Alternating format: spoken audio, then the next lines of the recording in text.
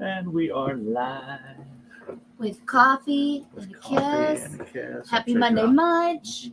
There you go. There you go. Got your munches. Peace out, Cub Scout. Have fun. I'll be here in a minute. Or wait, you'll be here in a minute. Yep. Okie dokie. Well, pardon that, but welcome to the Monday Munch. It is a weekly talk show where we discuss a variety of topics related to sexual wellness, relationships, and personal growth, which I am massively undertaking here recently. I'm the founder of Kingslayer and the host of the show, I guess you'd say. For those that aren't familiar with it, this is Monday Munch, and a munch is more or less a casual gathering of people that are interested in alternative lifestyles. It's not necessarily limited to BDSM, as you would find if you looked up the definition, but it could be non-monogamy, even gaming. People that do board games, stuff like that, have munches. So it just depends. It's about having a group of people that you want to get with. They usually take place in a public restaurant or a coffee shop or somewhere, and we're taking this opportunity to bring it virtually and get to know each other in a very relaxed setting. We've tried to cut out some of the screw-off time, so we've gotten together a little bit beforehand so we can give you the information you want. So if you have an internet connection, you can watch. If you don't have an internet connection, you won't know it. But I hope that this format lets us reach a wider audience by streaming to 2 Facebook pages and a YouTube page. This needs to be the format if I can quit getting banned myself. Until then, we'll see how quickly I can get banned this time. But one of the goals here is so we can improve our communication skills and get to know each other better, as well as the audience and the communities that follow, whether it's through discussions on the show, the interactions we have with you guys. That's why we leave the comments open so you can ask questions. And please, for the love of God, ask questions.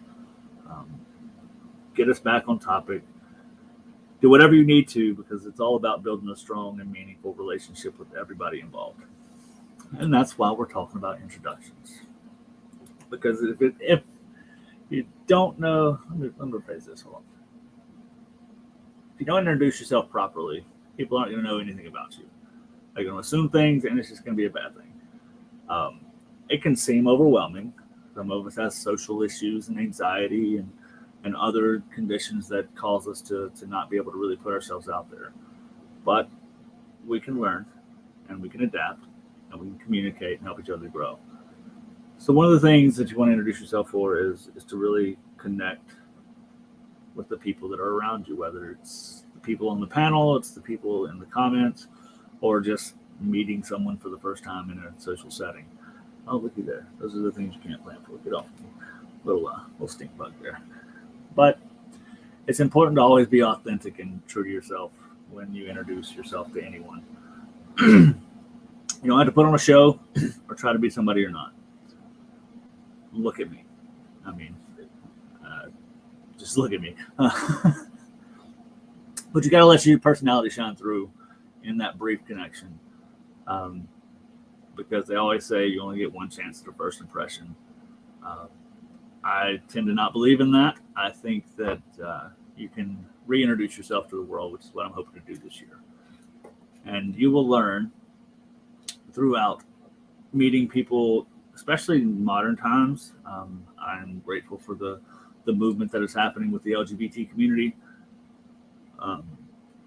The pronouns. Pronouns are a big part of introductions now. Some people like to be called she, her, he, him, them, they. There are others. There are quite a few. I'm not exactly sure how to pronounce them, so I'm not even going to try to murder those. But always try to be respectful. We had a moment earlier tonight, even in my own group, gave the wrong pronoun to somebody and was corrected and apologized.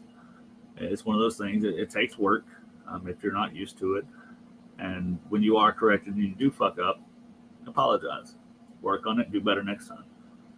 Whew. That easy. But always be respectful to the people that matter. You don't have to be respectful to everybody, but to the people that matter. Because the pronoun is a really super important part of somebody's identity. And in addition to your name, hi, I'm Mr. You might want to share a little bit about yourself. Like I said earlier, I'm the founder of kinkslayer.com and the host of this podcast. And you're going to meet 4 more wonderful people here in a minute. They're going to introduce themselves. Just add something you think is relevant. Not enough people, when they introduce themselves, carry on from there. Hey, I'm so-and-so, and that's it.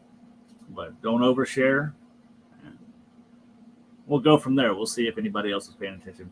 And we'll see how these tips work. And then during the comments, please feel free to introduce yourself as well. Introduction are just the beginning of a relationship, and there's always room to learn more about people. And you'll learn more as you get to know each other and get to know us. This is 2023. We have revamped the Monday Munch since the last week that you saw us. So I'm excited to. Thank you guys for tuning in. If you have any questions, comments, or want to know anything else about the subjects we're going to be talking about, I am down for it. So let me go ahead and drag some of these folks up here because they are patiently waiting on me to shut the fuck up. And we'll get our introductions out of the way. Make sure you follow all of these wonderful people through social media. If you don't know how to contact somebody, you let us know, and we'll get you in touch if they'd like to get to know you. All right, well, here we go. So first up, we have the wonderful and lovely Miss Jennifer J. Oh, hi. Hey. Hello. Okay, so hold on. I'm going to do my introduction, right? I'm super nervous and very shy to speak, like almost all of the time. I don't know if you guys realize that.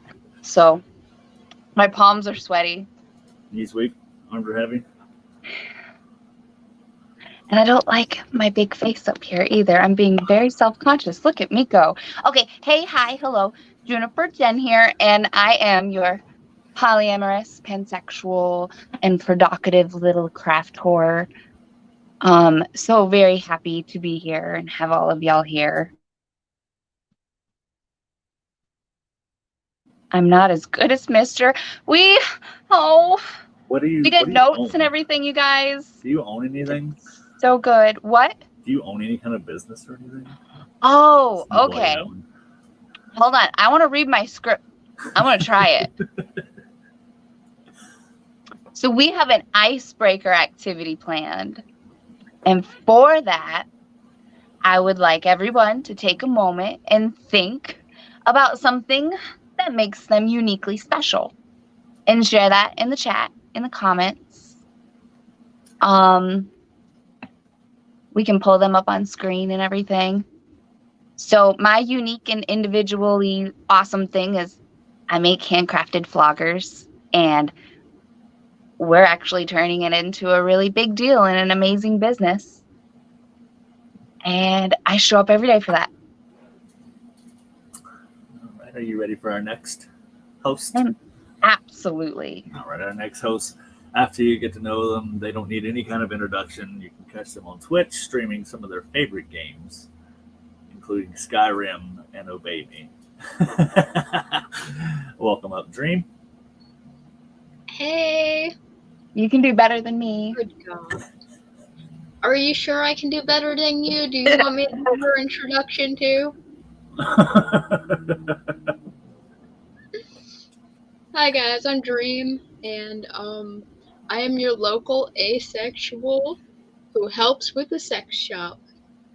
I'm pointing over here, right? Okay, yep. Cool.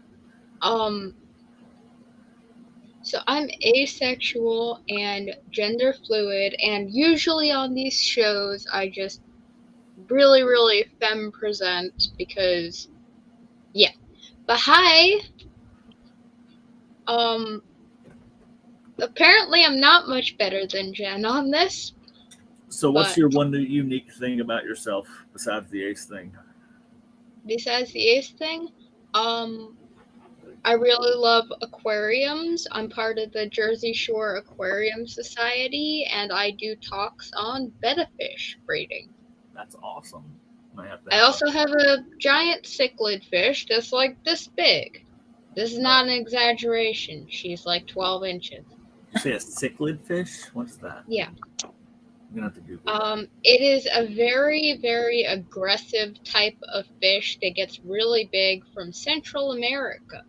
Interesting. And there's actually many different species of them. They're all colorful and beautiful fish.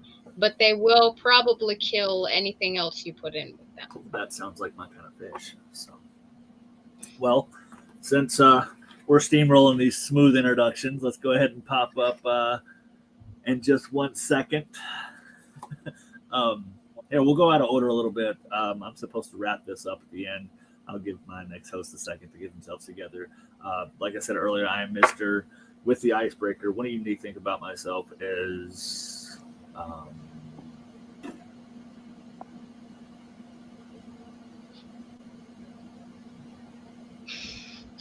just He's for our not last much host, better than I us. am one of the most compassionate assholes you'll ever meet.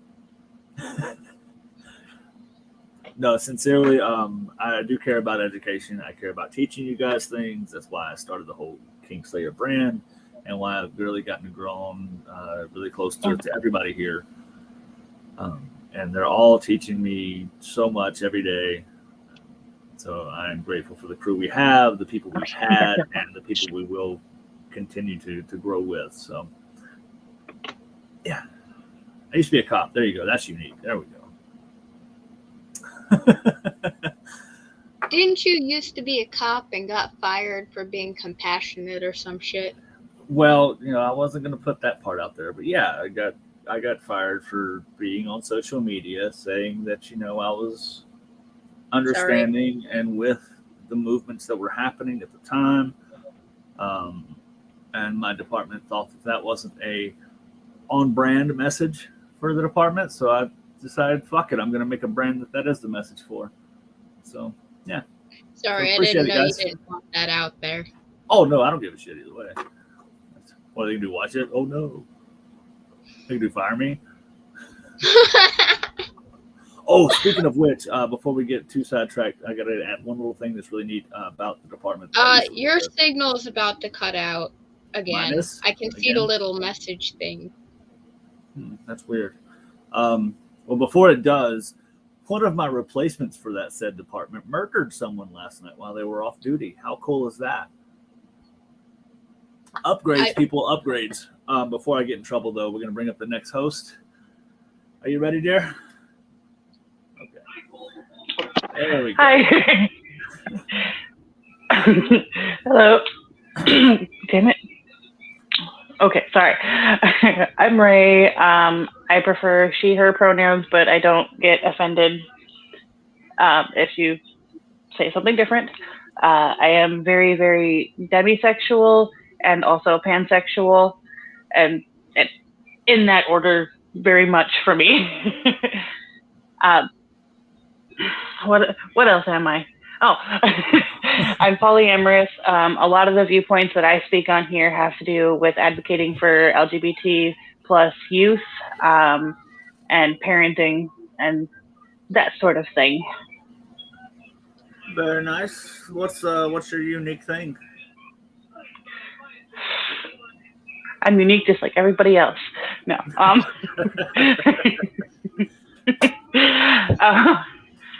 would say what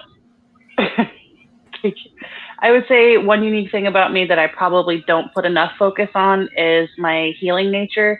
I am a certified master Reiki healer, and I do a lot of stuff with energy work and readings and helping people on their self-healing journeys. Very nice, very nice. And our final host of the evening, are you ready? Y'all are doing so much better than I Here did. they are. Hi. My stage fright ass. Switch some people around so we got us in the right order. All right, go ahead. Hi, I'm Alice. My pronouns are they, them. If you can tell, I got the little agender flag here. A fun fact about myself is that I am an enormous nerd. I'm actually studying for a master's degree in cybersecurity and information assurance right now. A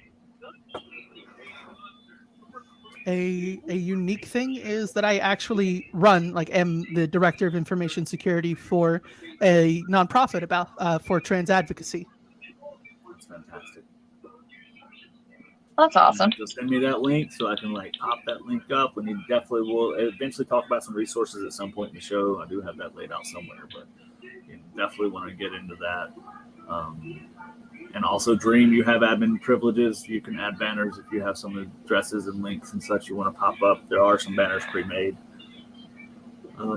Yeah, awesome. I am so bad at introductions.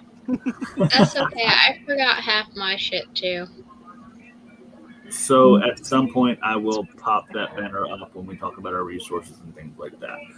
So, in case you guys aren't aware, tonight is all about the sexual spectrum, or sexuality spectrum, not sexual spectrum, the sexuality spectrum. And we're going to discover everything from asexual to hypersexual. And like there's 10,000 things in between. So if something feels like it calls to you, by all means, start using that label. If you don't like labels, don't use labels.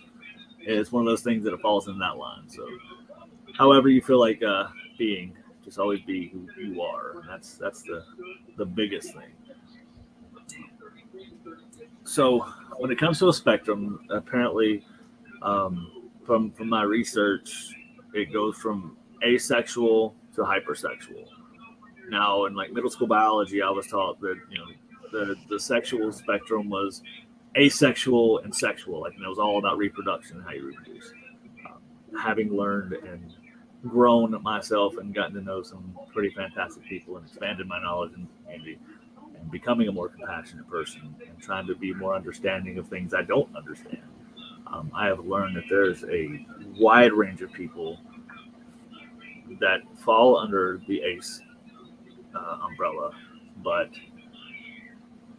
even the ace umbrella, which we'll get somebody to talk about in a little bit, the ace umbrella has so many different categories underneath it that even that has a spectrum before you get to the next level. So it gets fascinating. So when it comes to sexual identities and orientations, I think there are like 7 like general categories from what I've seen.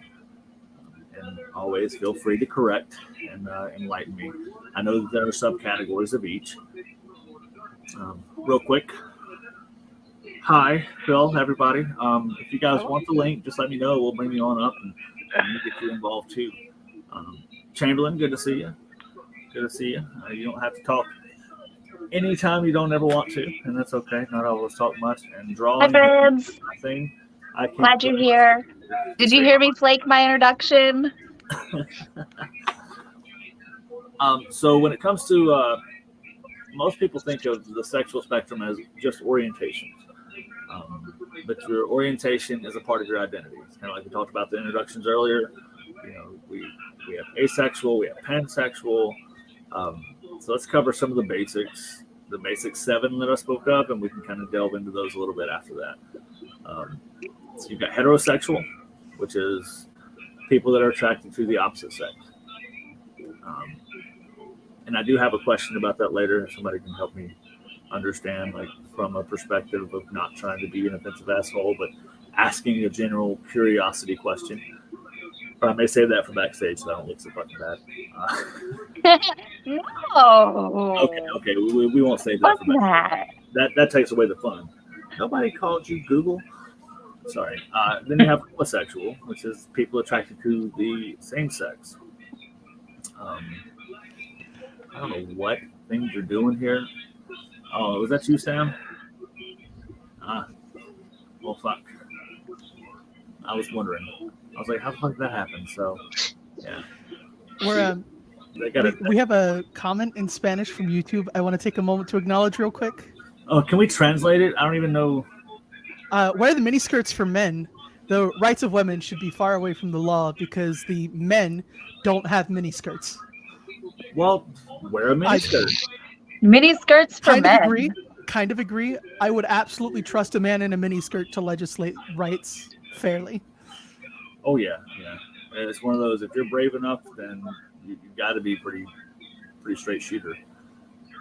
So, I have an ex who's a best friend of mine, and I'm not sure if he's here right now because I sent him the link, but he would totally rock a miniskirt, and I love him for that. You know what? I'm not sure how to describe it, so I'm not going to use a word to describe it. But I made my like a step in a different direction in life. Jen got me a new jacket the other day, and it is fucking fantastic. But it is a women's jacket due to the buttons and how the style is and stuff like that. It's got a little bit of shoulder pads in it, but that motherfucker looks fantastic on me. I am happy as shit to rock that.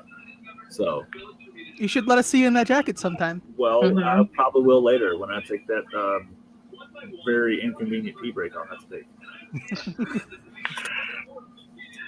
Oh, Phil, you do have the legs for a mini skirt. I feel it. I believe it.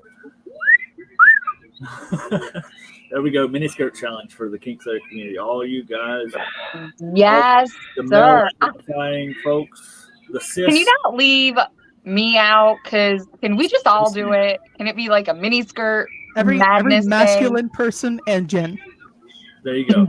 Every masculine presenting person and Jen. No, don't want I'm to going to leave have any. a Monday mini skirt challenge. That's going to be my new Monday post is Monday mini skirts. There we I go. like butts and mini skirts. Oh my God, Mr.'s butt and mini skirt. Oh.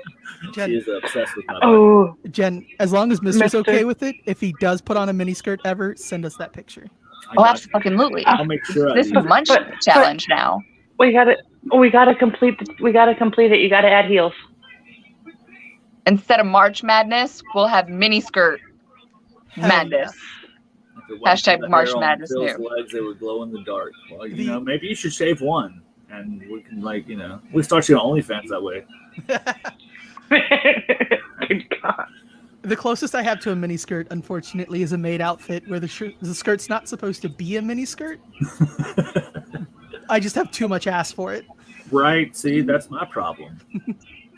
Not the maid outfit thing, but I have too much ass for like the standard miniskirt. Mister, you would rock a maid's outfit. I will rock a maid's outfit. You guys, let me know in the comments if you guys see this later. If you want to see me rock a fucking miniskirt and like a post on Facebook, like I am down for it.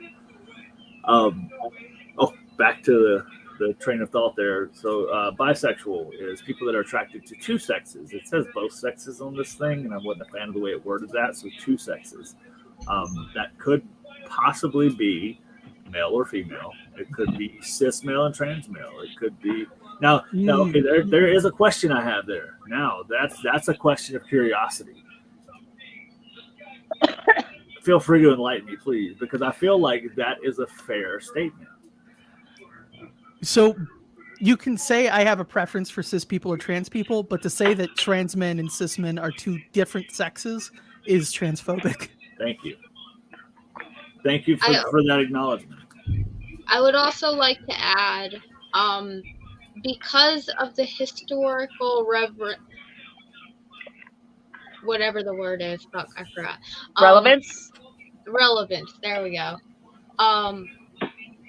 Bisexual can include everybody.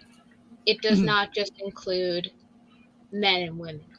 So like Now, Sorry, there go is a sexuality nowadays that says includes everybody, but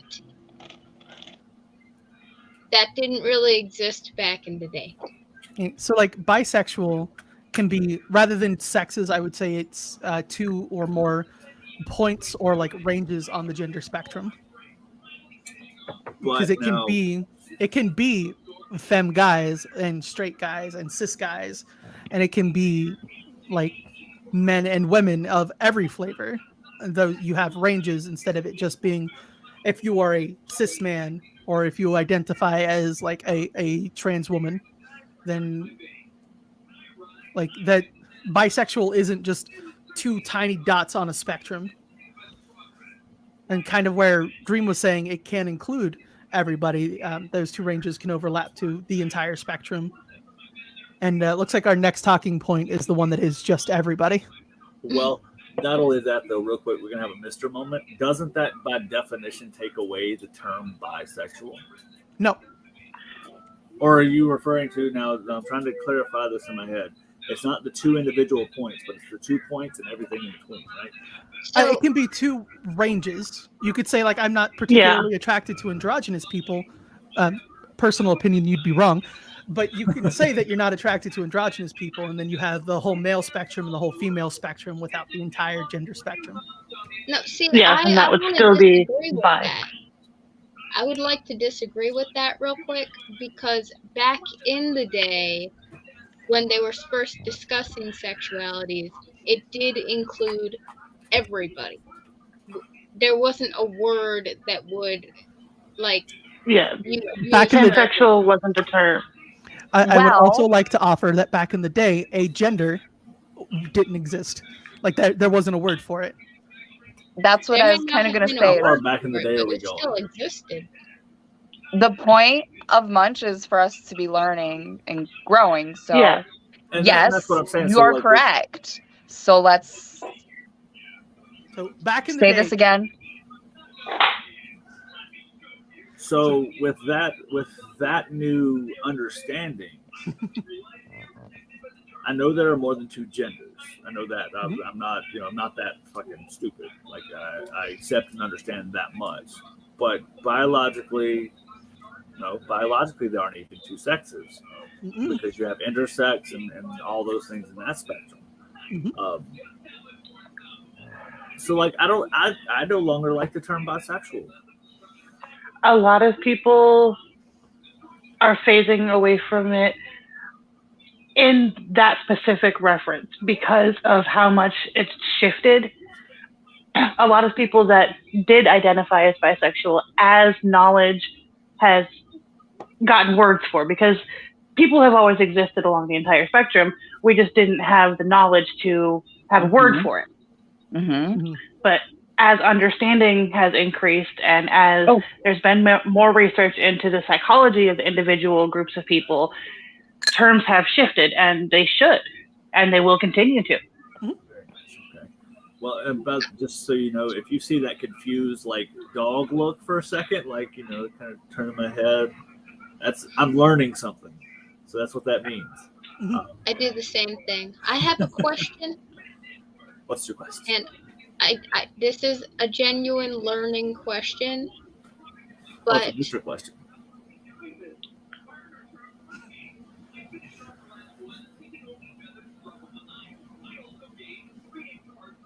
I think I might have broken a little bit.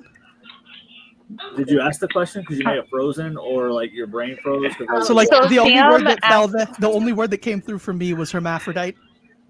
yeah, is that an offensive term? Because that's a scientific thing that they use for like every other species on the planet. So the answer to that is it depends on the person. Like Yes. being agender, like my goal for bottom surgery would technically be to become hermaphrodite. It's a phallus sparing vaginoplasty, right?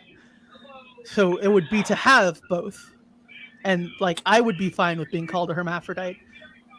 But there are like I have a friend who's intersex who gets called a hermaphrodite all the time, and like it's used against him to prevent him from getting like healthcare. So like he would have a problem with being called a hermaphrodite because his experience is negative. Why are these words being made to cause such a negative impact? Yeah, Every label that isn't the standard is weaponized against the people it belongs to. Mm-hmm.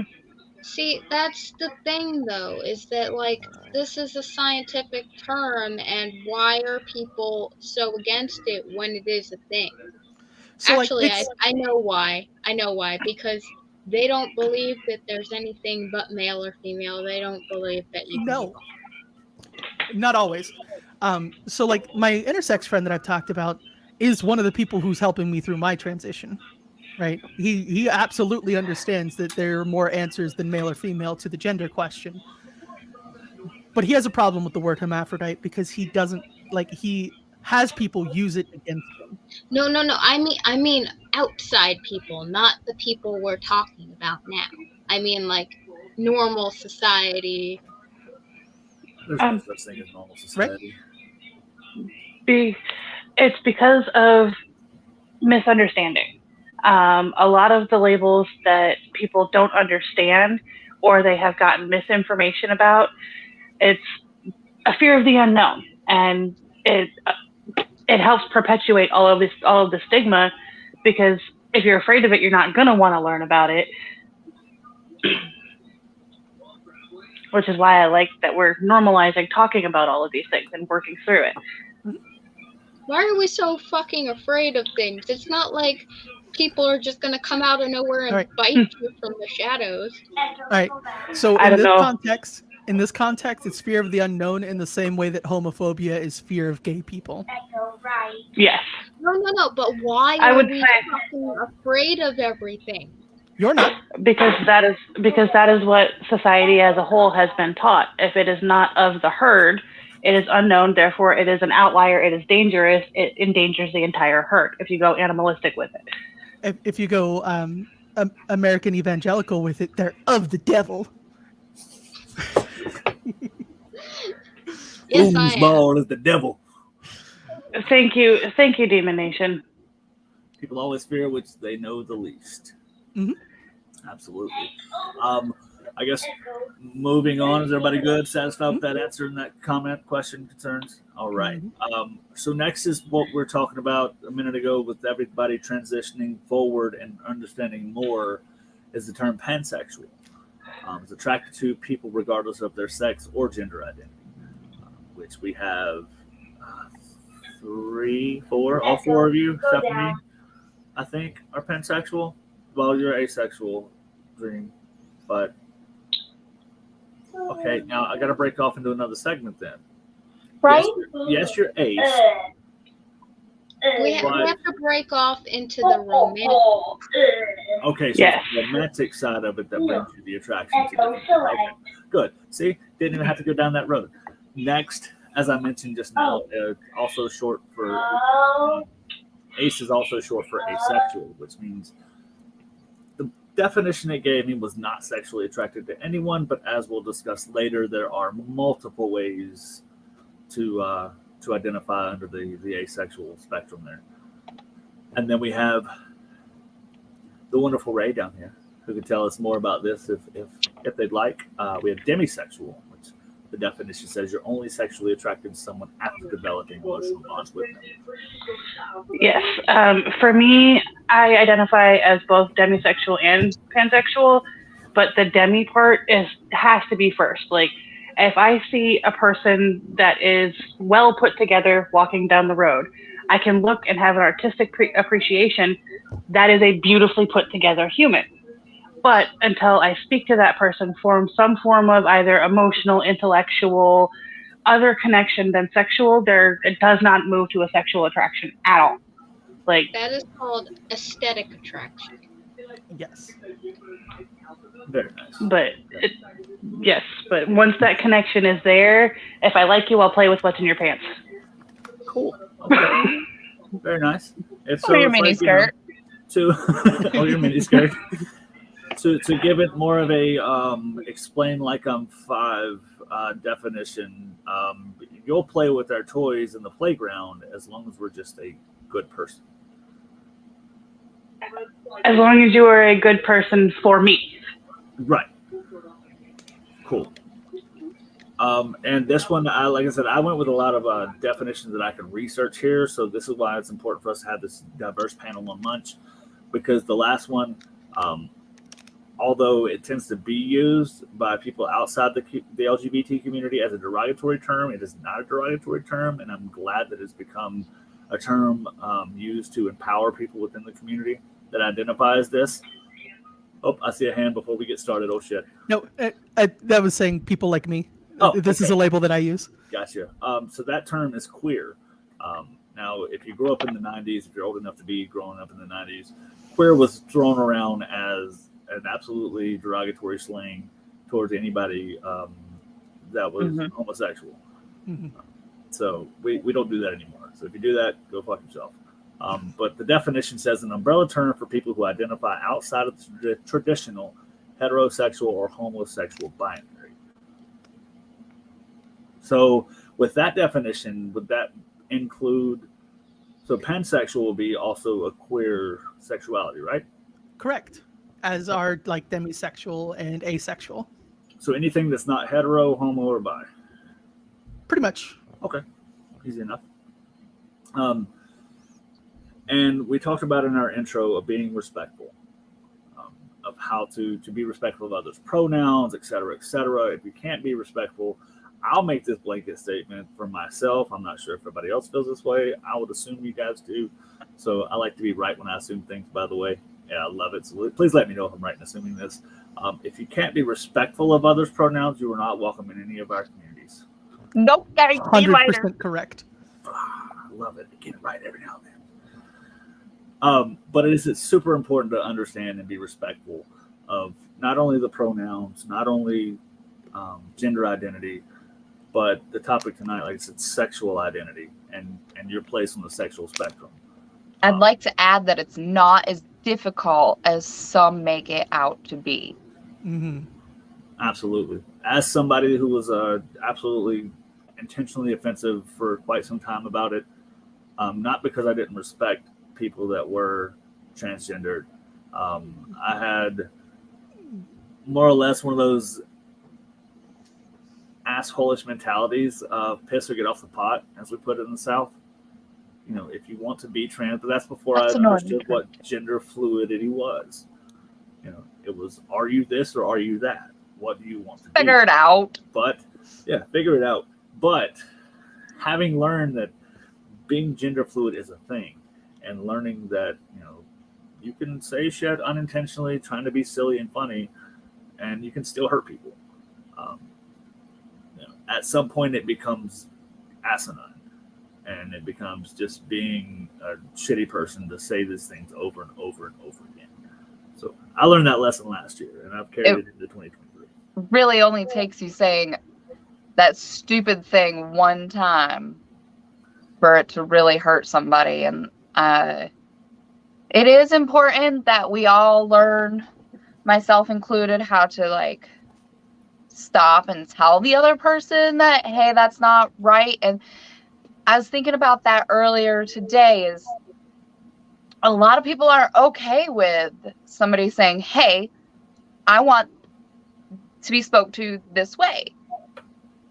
And these magical thing called boundaries and our communication skills that we're learning with each other are so very important to utilize and keep in check. I would like to make a comment that I think is important. That's it.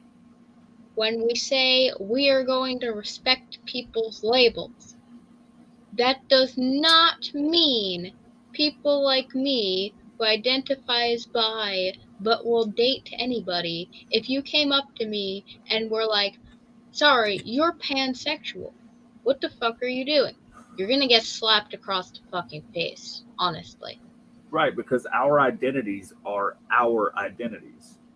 You don't have to understand it. You know, I've had people tell me that before, you know, because I went through a phase of, with a former partner, of being a swinger and not polyamorous. So now they want to consider me under that umbrella of, oh, you're probably a swinger, you're not poly, you're, you know, which I prefer the term non-monogamous in general in that sense, because I'm okay with all of it. But if I have to pick a label out of that, I am polyamorous. The relationships matter more to me than the sex. Just so that we're clear, technically, Munch as a whole does not condone violence. But just so we're clear, we don't condone violence most of the time. To be clear on my part, I condone necessary violence. No. Munch as a whole. We're not talking about individuals here, because I will totally fucking out myself. So let me, it's okay. I probably will offend the fuck out of you guys. So as the brand that presents Munch, Munch as a whole condones necessary violence. Oh, okay. If that's what we're saying now. I'm just kidding. But no, I mean, you know, violence, we had this talk. But all of the individuals started. Yeah, all the individuals in here are individuals and are entitled to their own opinions, which usually and their own violence. Disclaimer over. Carry on, mister. Apologize for interrupting. Phil says, I identify as old school. I am sexual. Check mark. Yes. I do Yes, like sir. that. And I do agree with that completely. I think that goes universally. I have zero problem with any of this as long as it's not forced down my throat. No pun intended, of course. And that's a shame. You should always intend that pun. But, and it goes both ways. If you're a part of the LGBT community, don't be a dick and try to shove stuff down people's throat metaphorically that way. If you're not a part of the community, don't be a dick and try to tell people that, what's the new thing? Fucking grooming. Oh God, Disney's trying to groom kids because they put a gay person in their cartoon. It's a fucking cartoon. How many times have we watched Cinderella kiss her fucking boyfriend at the ball? Super off topic we are. No, not really. Not yet. Okay. I think I saw Ray first and then Ray was first. While I do agree that things should not be forcibly put upon another person, I would like to also point out that just because someone is being themselves in public, not saying shit to you, just being their authentic, happy selves, does not mean they're shoving anything down your throat. They are not asking you to be them. They are just asking for the privilege and right of them to be them. Absolutely. And I would also like to add, the people, and this is what pisses me off about the people. I don't use pronouns. Okay. Somebody loses their wallet. We You can go pick back it to up. elementary school. Absolutely, we can on them. You find her at the counter, checking out without her wallet. The cashier asks her for money. She doesn't know where it went. Good Lord. If you think pronouns are hard, wait until you get the verbs. Oh my God. Side note on the pronouns thing, can I just say that I love the intelligence test I've seen lately through. I feel like I've never cared about offending people, let alone this group before. The conservative people I see on Twitter, my pronouns are American and freedom. But those aren't. Neither one of those are pronouns. Okay, let's just get that clear. I have seen a couple of conservatives unironically go, my pronouns are fuck you. And honestly, I've considered stealing that. Yeah, same. I identify as a threat. I have said that one unironically before. You know what though? But There's a whole subreddit for that.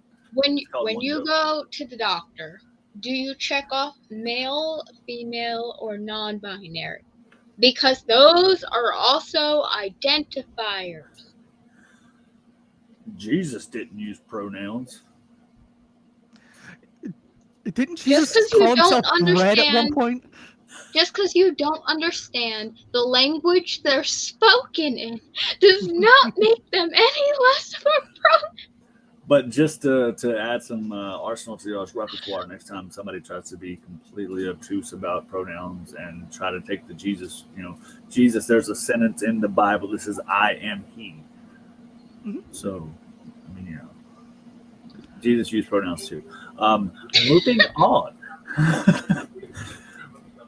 Alice, did you get to your point? I know Sam. Ray actually had my point. Okay, gotcha. So can I give my unbiased, unpopular opinion? Absolutely. I love it. Might be actually pretty fucking popular. I don't know. What do you guys think? We gotta hear it Grooming first. is for dogs and cats. No. All right. Yeah, let's can get off on that. Why the fuck Can I get a real quick 30-second tangent and then we move Absolutely. After The people you get mine. Okay. The people who levy the accusations of grooming at queer people are the same people who will take their 5-year-old daughter to Hooters and get her the branded outfits and start trying to treat her to be overtly sexual to attract a mate at 5 years old. Right? I haven't seen a single fucking queer person actually groom a child, but I have seen many conservatives and Christians do. All right. To be fair, I did see a drag queen brushing some kid's hair the other day. I'm a chick magnet for little babies. We don't do that here. Yeah, no. I think we would call that teaching our children inappropriate shit. Which is what grooming is. No, fucking grooming is taking and brushing and cleaning oneself. So we were talking earlier that words and their meanings change as language evolves.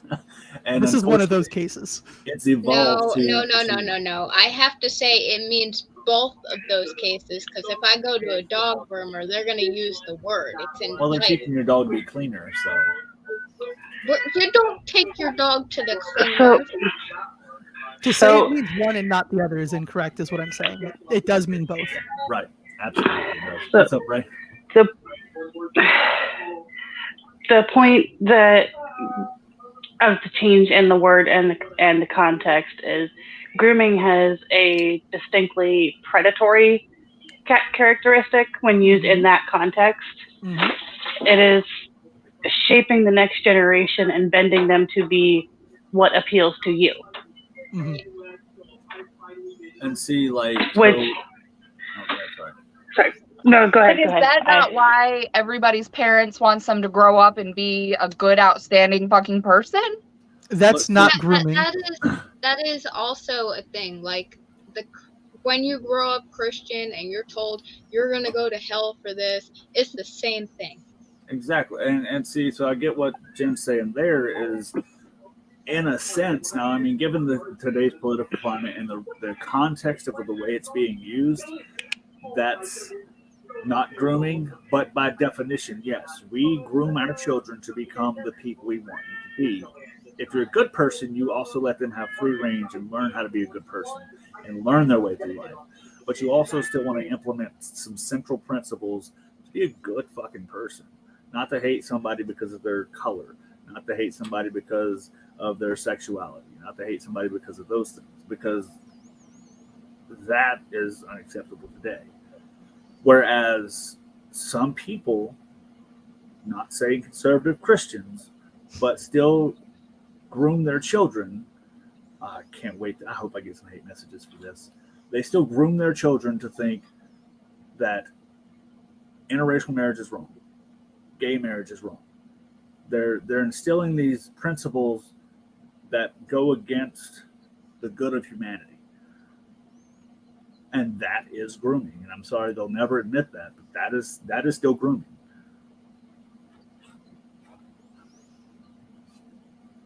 My brain doesn't want to accept that new word. It really doesn't. Like, are we powerful enough as a whole to fucking not accept that word as? We could if it weren't being weaponized against people like me. You know, a That's drag the queen I problem. really don't like it. group of I hate stories, you know, a group of kids. Because it doesn't. Story doesn't.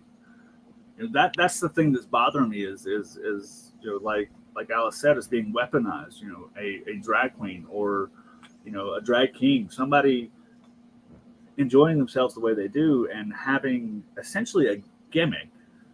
I mean, and it's not. Don't get me wrong. I'm not trying to be offensive, but it's essentially the same thing as going dressed up as Tony the Tiger because it's your side gig. You know, something you enjoy. It's just something you enjoy doing as a hobby or however you want to do that. Lifestyle. A lifestyle. There you go. Thank you for the best word. But that doesn't mean that you're there trying to recruit these kids to become drag queens or drag kings or fucking mascots. You're there to tell them a story. You're there to do good things for your community. Go ahead. I do want to differentiate. I identify as a trans person, not as a drag king or queen. A drag queen and a drag king are occupations. Right, that's what I'm saying. Like, so when I say it's being weaponized against someone like me, like I'm not necessarily talking about drag performers, even though they are kind of targeted by that too. I'm talking about a trans people, and like as a trans person, if I see a kid who's struggling with their identity, I'm going to go, hey, yeah, this is an option. That's not grooming someone, and that's kind of where the accusation comes in. Right.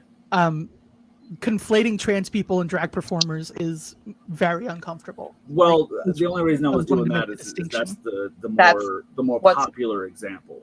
I wasn't trying to take away from you. Hard disagree. With the social media that's around here, in That's our- conservative South. Like That's what's going on in North Carolina. That's live all in they West know a queer Virginia. person to be. I live in West Virginia. I have Us. so many people accuse me of grooming and being Oh, shitty brought my way. to kids just because I'm on hormones. Right, and Right. see, that's what I'm saying. Like, so How I'm not, do they I'm not saying know? that's different experiences for different people. I just Whereas want to what know I how see- they know. In their defense stream, I do have trans flags at my house, like hanging decorative flags. It's not a secret. But like what I'm seeing, thought what you I see meant, like, out mostly in in public. headlines is the drag queen and drag king, the drag story times are being protested by these fucking idiots. I can't say their names because Facebook will fucking ban me for it again. Yeah. But these fucking idiots are going and protesting this stuff because it's something they don't understand or something they're afraid they'll enjoy, and they just have to blend in with the crowd. Because I guarantee you that most of those people in that group, if we were to put some makeup, some glitter, some big hair, and some heels on them, they'd look amazing. They'd appreciate it. I mean, think they'd that's have a good true. time. Eyeliner does make everybody hotter. I'm just splitting this around because we support the trans peoples I here. went through that phase. And also, in this high is the school. only flag I have at the moment. So Have my lesbian flag over here. So, you know, and I don't know how it's coming across to you there, Alice, and I'm not trying to be like take that away from, you know, and Mm-mm. trans people have like so much more going against them because it's who they are. It's not something they can, you know, it's not something that should be hidden.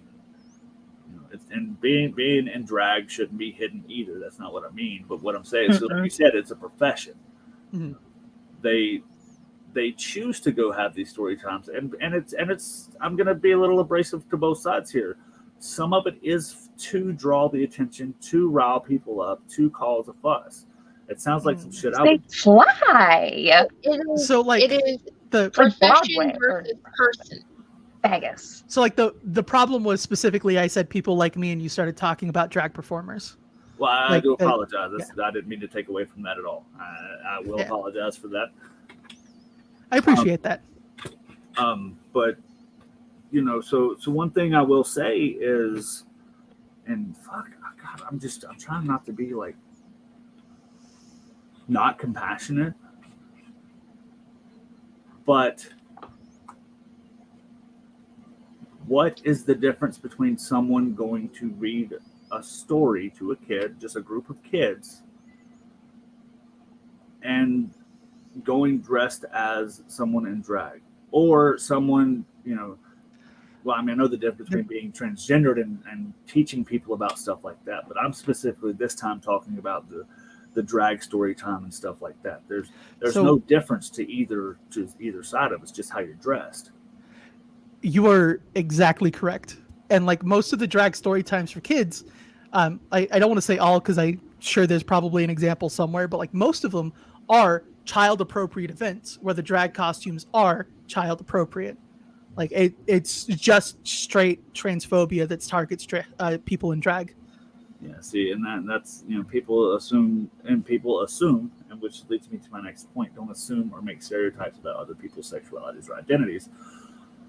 People assume that because someone is in drag that they are trans, and that's not always the case, is it? No, and a lot of the time it's just not the case at all. I think Ray has a point to make. What you got, Ray? Sorry, I had to collect myself for a minute. This is one of those topics that hits me a lot too. I have been accused many, many times of grooming my oldest child because I am pansexual and so is my oldest child. And it's so much of a challenge to, I feel like I have to rationalize every decision that I make with parenting my child when it's not like I'm trying to make my child be like me. That's not it at all. Because I am who I am, it did foster the openness for my child to feel safe coming to me and discussing these things. But my child would have felt that way with or without me being the way I am. And Look, like that's a lot of the problem. Like it takes on such a negative connotation, and like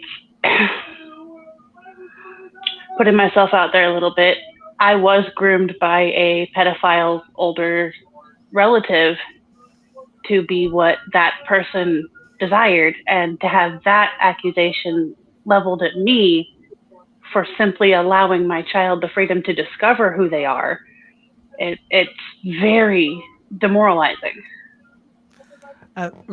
Ray, I've also had a very similar experience. My sympathies to you, but that's the not accepting that that's how grooming is being used. This is kind of the point I was trying to make earlier. Is like it's being weaponized against people to be this hurtful. Mm-hmm. So like even if that's not what the word meant 15 years ago, that it's how it's being used now.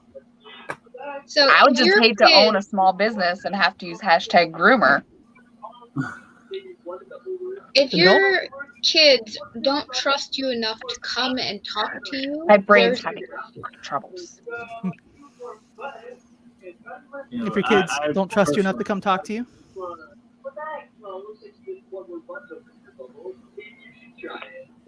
what was the end of There's that? an issue. if your There is an kids issue. don't trust you enough to come talk to you, there's an issue. And Gotcha. you should probably consider the type of person you're being, because most of these people doing the accusations are actually the ones doing the things. You know, I will say, I think, you know, it's a great example, especially Ray. You're a fantastic example. Your child can come to you and talk to you openly. You know how many parents that I personally have known growing up, you know, from being a child to even now as an adult, people with kids. Well, I wish my kids would talk to me. I wish my kids, you know, I wish I would do this and all this stuff. Well, if you're being a dick and you're being a shitty person, they're not going to want to talk to you. If they don't think you're going to love them and accept them for who they are, what's the fucking point? And it's even like simple things when you're laying the foundations, when you're teaching boundaries as a small child. A lot of parental figures will, if their kid does something wrong, you're a bad kid. No, I have never said to my children that they are bad. I have said I love them. I do not love the decisions they're making, and we need to work on rectifying those decisions. But I never once make it about the child. Even if like my kid breaks my favorite collectible, whatever, they're still a human, and they still need validation that scared the shit out of them too. Yes, that action was wrong, but my child was not wrong. And little things like that build to bigger things in the future. Like my kids being able to come to me, like when my neurodivergent younger child is having an issue self-regulating, because of laying those foundations that who you are isn't wrong, just some of the outcome, he can come to me and tell me I'm feeling overstimulated and I am going to have a breakdown if I don't step away, because we've laid that foundation. Right. Real quick before we jump to the next topic, which is a really good one that I'm going to let Jen take the reins on. We have this question here. It says, so would grooming and vetting be the same thing? And I'd like to answer that very simply. No.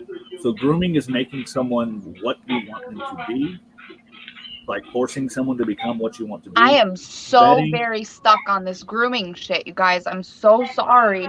I'm having so much trouble wrapping my head around how it's being used in the vetting- media right now, because essentially it started a long fucking time ago when these fucking terrible camps started up that, you know, you'd send your fat or gay or whatever you thought was wrong with your child to Conversion camp. camps, yeah. Yeah, it's the Conversion, same that's the concept. word. It's the same concept. You're trying to force someone, like I was saying a minute ago, grooming is forcing someone to become the kind of person you want them to be. And that's not what's going on. And It's not. That's what we're saying. Is they're back asswards. They're trying to make this term something more They're than back it's not. at Like reading stories to a kid or telling a kid that they have other options, that they feel like they're a certain kind of person inside that doesn't match the outside. That's not grooming. That's educating.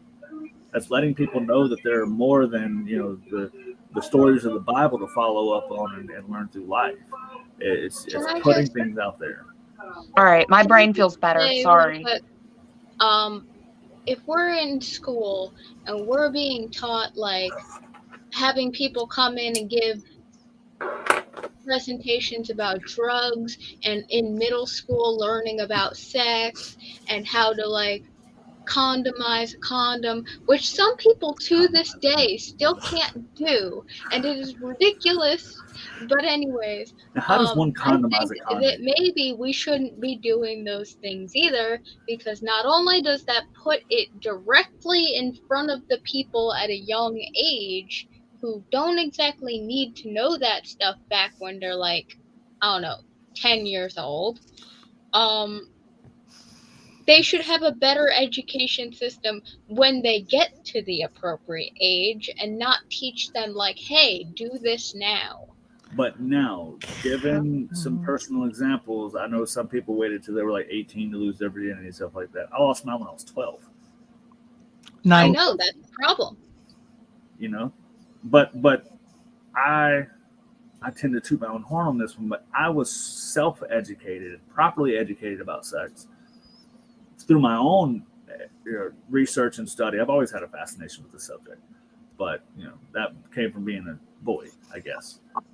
If we're gonna be, not so compassionate about it. Look, I was one of those people on the other side of the spectrum that didn't know about all this stuff properly and didn't do it until I was 18, and still to this day don't want to.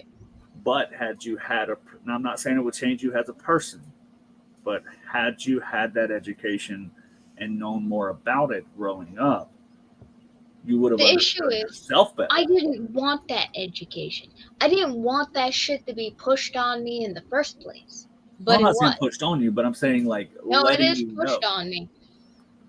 But you know what I'm saying? Like if it were just in a proper channel of saying, hey, this is what you need to know. Now, if you have questions, feel free to ask. Here's the basics. Sure, So but start in high school, goddammit.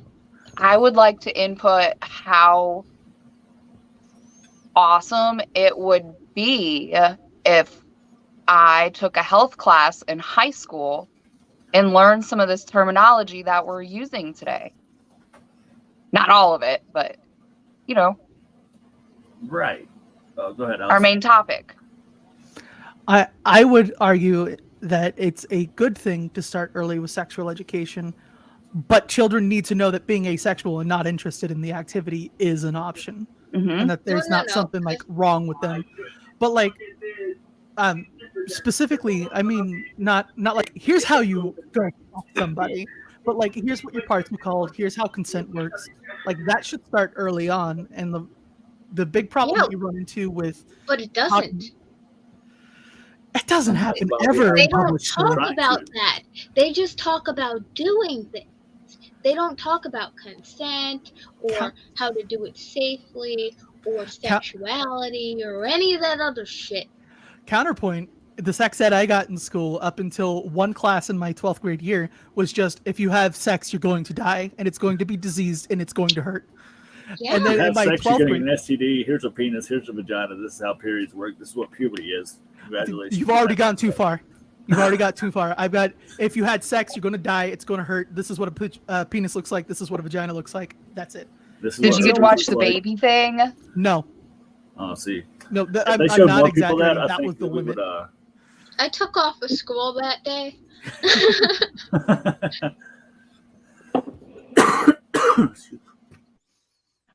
So the question, pull the question back up and let's finish answering it, Okay, because it was so a good question. Would grooming The and difference bedding- in grooming and would grooming bedding. and bedding be the same thing? To give the shortest answer I can, no. To give the best definition, grooming is forcing someone to be a certain way. Bedding is making sure someone fits into who you are, to fit with you. Would that be a decent definition? So grooming is creating what you want. Vetting is finding what's already there that you want. That's even better, Ray. Perfect. So the next topic, like I said, I'm going to let Jen take off with. I've actually got to take my inappropriately and terribly timed bathroom break. It's going to be about the roles and consent. The roles of consent in healthy sexual relationships. Well, thanks a lot for that one, mister. Yeah, she almost killed to get that topic, by the way. Okay, so do we all know the definition of consent? Read it off anyway. We're supposed to say, well, what is it? Okay, Well, what is an it, Jen? active, ongoing, and enthusiastic. Which I don't necessarily agree with that because some people aren't so fucking enthusiastic about a damn thing in their life. But yes and no still mean yes and no. I would like to add a single word, if I may. Uh-huh. Informed. Very good word to add. An informed. My definition says engaged in a sexual activity or relationship. Doesn't have to be sex. But I don't think it has to do with anything. Like, it has to do with everything. Sorry. Has to do with everything, not just particularly the activity of sex or relationships. I'm really disappointed that we got to my topic tonight on Munch. I wish I would win at the end. Okay, so Munch is not apparently going to be any shorter than normal. Do either of We're you just have the Staying on topic this time. do either of you have the notes for Munch tonight? Mister, I'm not doing so well. For your section? Oh, Mister's going to get the sexy jacket too. For your section, Okay. Jen? Yeah. I can send you the notes from the outline. Oh, I have it. I have it right here. I was just asking if y'all had it too. So you know what part I'm on and what I'm supposed to say next. Mhm. So it makes me feel even weirder because I'm not very good at this. If it makes you scripting feel thing. any better, Mister didn't follow the script for most of what he said. No, he didn't, and he did so fucking well. Yeah, we jumped into it faster than we were supposed to, but that's okay.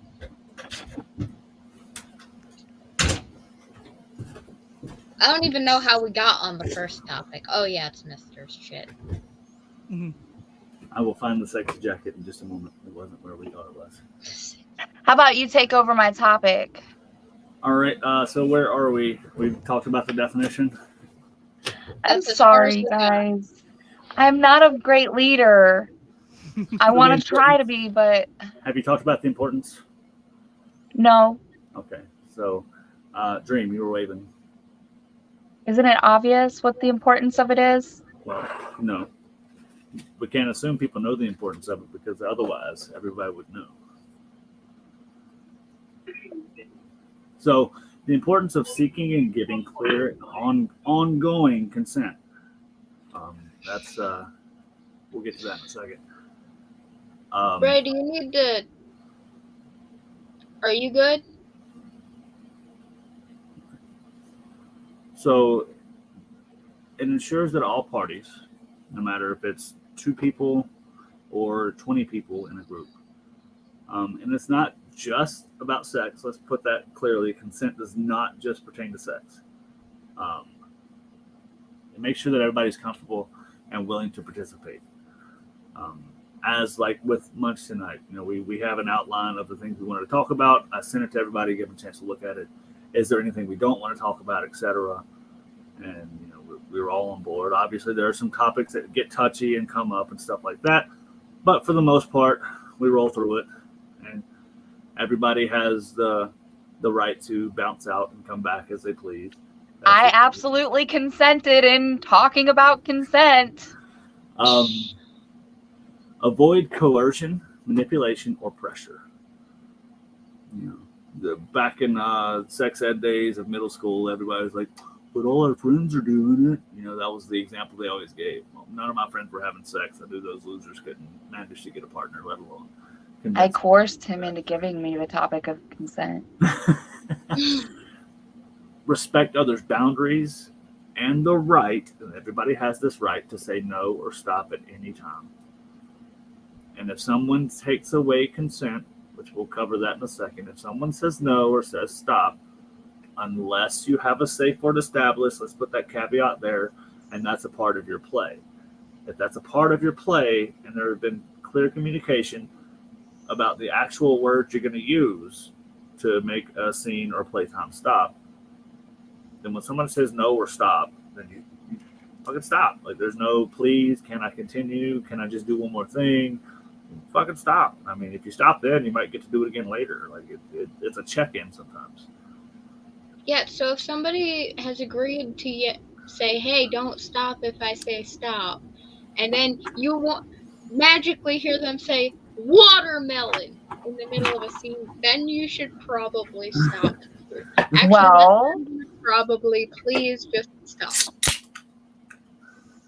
hopefully you guys you guys would have communicated ahead of time that watermelon was your stop word, your safe word, your red word, and cantaloupe was your orange word.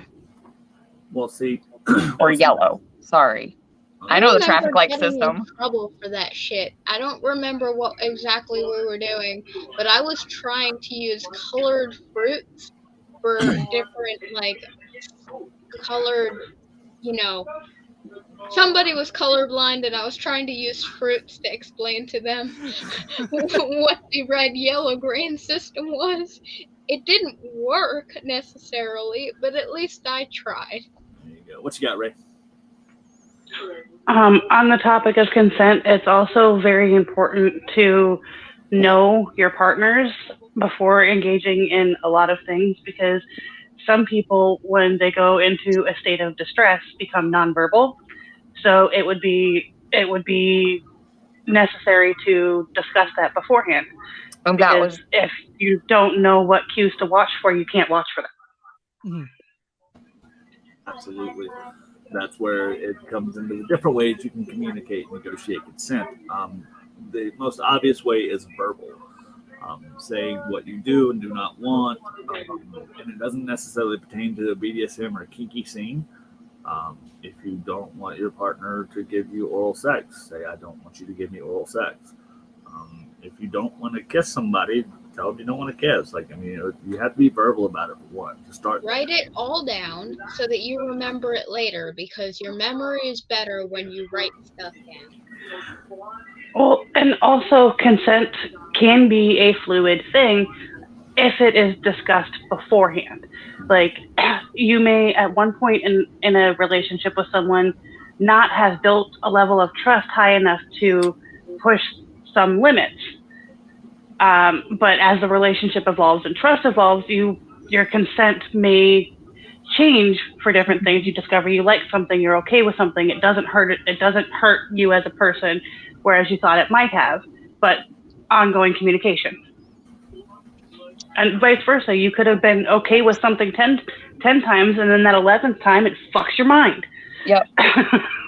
You just don't want to do that anymore. So something I like, I had to look it up one more time to make sure that I had the right definition. It's a relationship check-in that I learned from Multi-Amory. It's something you can do weekly, you can do monthly, 6 months, whatever you guys communicate and establish. It's RADAR. It stands for review, agree, discuss, action points, and reconnect. So it allows you to do that check-in. So if it's, if you want to do it every week and say, hey, I want to try something new this week, you sit down, you establish it, you talk about it, you keep going. You can do it in the moment. Don't get me wrong. Like, you might want to try something in the moment, but watch that post-nut clarity. Just going to put that out there. Okay. Alice?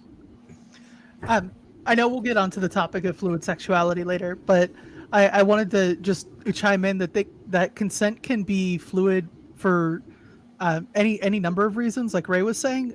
Specifically with trans people, you can have days where you're dysphoric. Like, I actually have really thick body hair that doesn't show up on camera apparently, but like on days where it grows in, I get really dysphoric about my body, and I'm not super keen on being touched, period. Like, not even sexually, just at all. And like on days where I don't have a whole lot of body hair, I'm fine with regular consensual touch, and that's fine. That you're things that you're normally okay with can change because like you don't feel well or you don't have a specific mindset, or like if you're trans and feeling dysphoric, that just bears mentioning.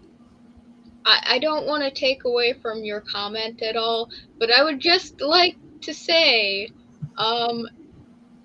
I also have really hairy legs, so I just want to put that out there too. And I'm sure, like we all have days, I get that completely, Alice. I mean, there are days where you feel beautiful or handsome or pretty or whatever word you want to describe, we describe ourselves as, and then there's days where you don't, and you're like, I don't want nobody to touch me, I don't want nobody to do anything, I don't want nobody to look at me, so it's all those things that go on, and that's comes into that check-in. That's partially, it's each relationship, each side of a relationship, whether there's 2 sides or 20 sides, each relationship requires 100% from each person. I've always said that. It's not 50-50. I hate that phrase where relationships are 50-50. No, relationships are 100-100. Okay? We do an average here. We don't do a sum. You got to give 100% and communicate the days you're not feeling that way. Your partner has to give 100% and accept that and communicate the days they don't feel that way.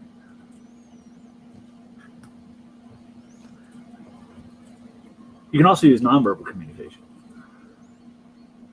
I have a couple examples of that ready if you would like. Let's rock and roll. So I have a collar that I bought specifically for one of my partners, and like that's, if they're wearing that, they're on board for anything up to like sex, but like not anything non-consensual. Like they're not into C&C, so that's not on the table, but anything else is there anytime they're wearing that collar, and that's a good example. I know there's a kink called free use where people will wear like a specific set of clothing or a specific accessory or like a specific pair of underwear, and that's the indication that they're consenting to the things that have already been discussed. I like that. That's kind of in that similar realm. Some parties, like singles and swingers kind of parties, they have wristbands with certain colors. I'm open to this. I am not open to this. I'm just here. Whatever. And I think that's something that's simple to do, especially if you have that connection with your partner. You know what that means.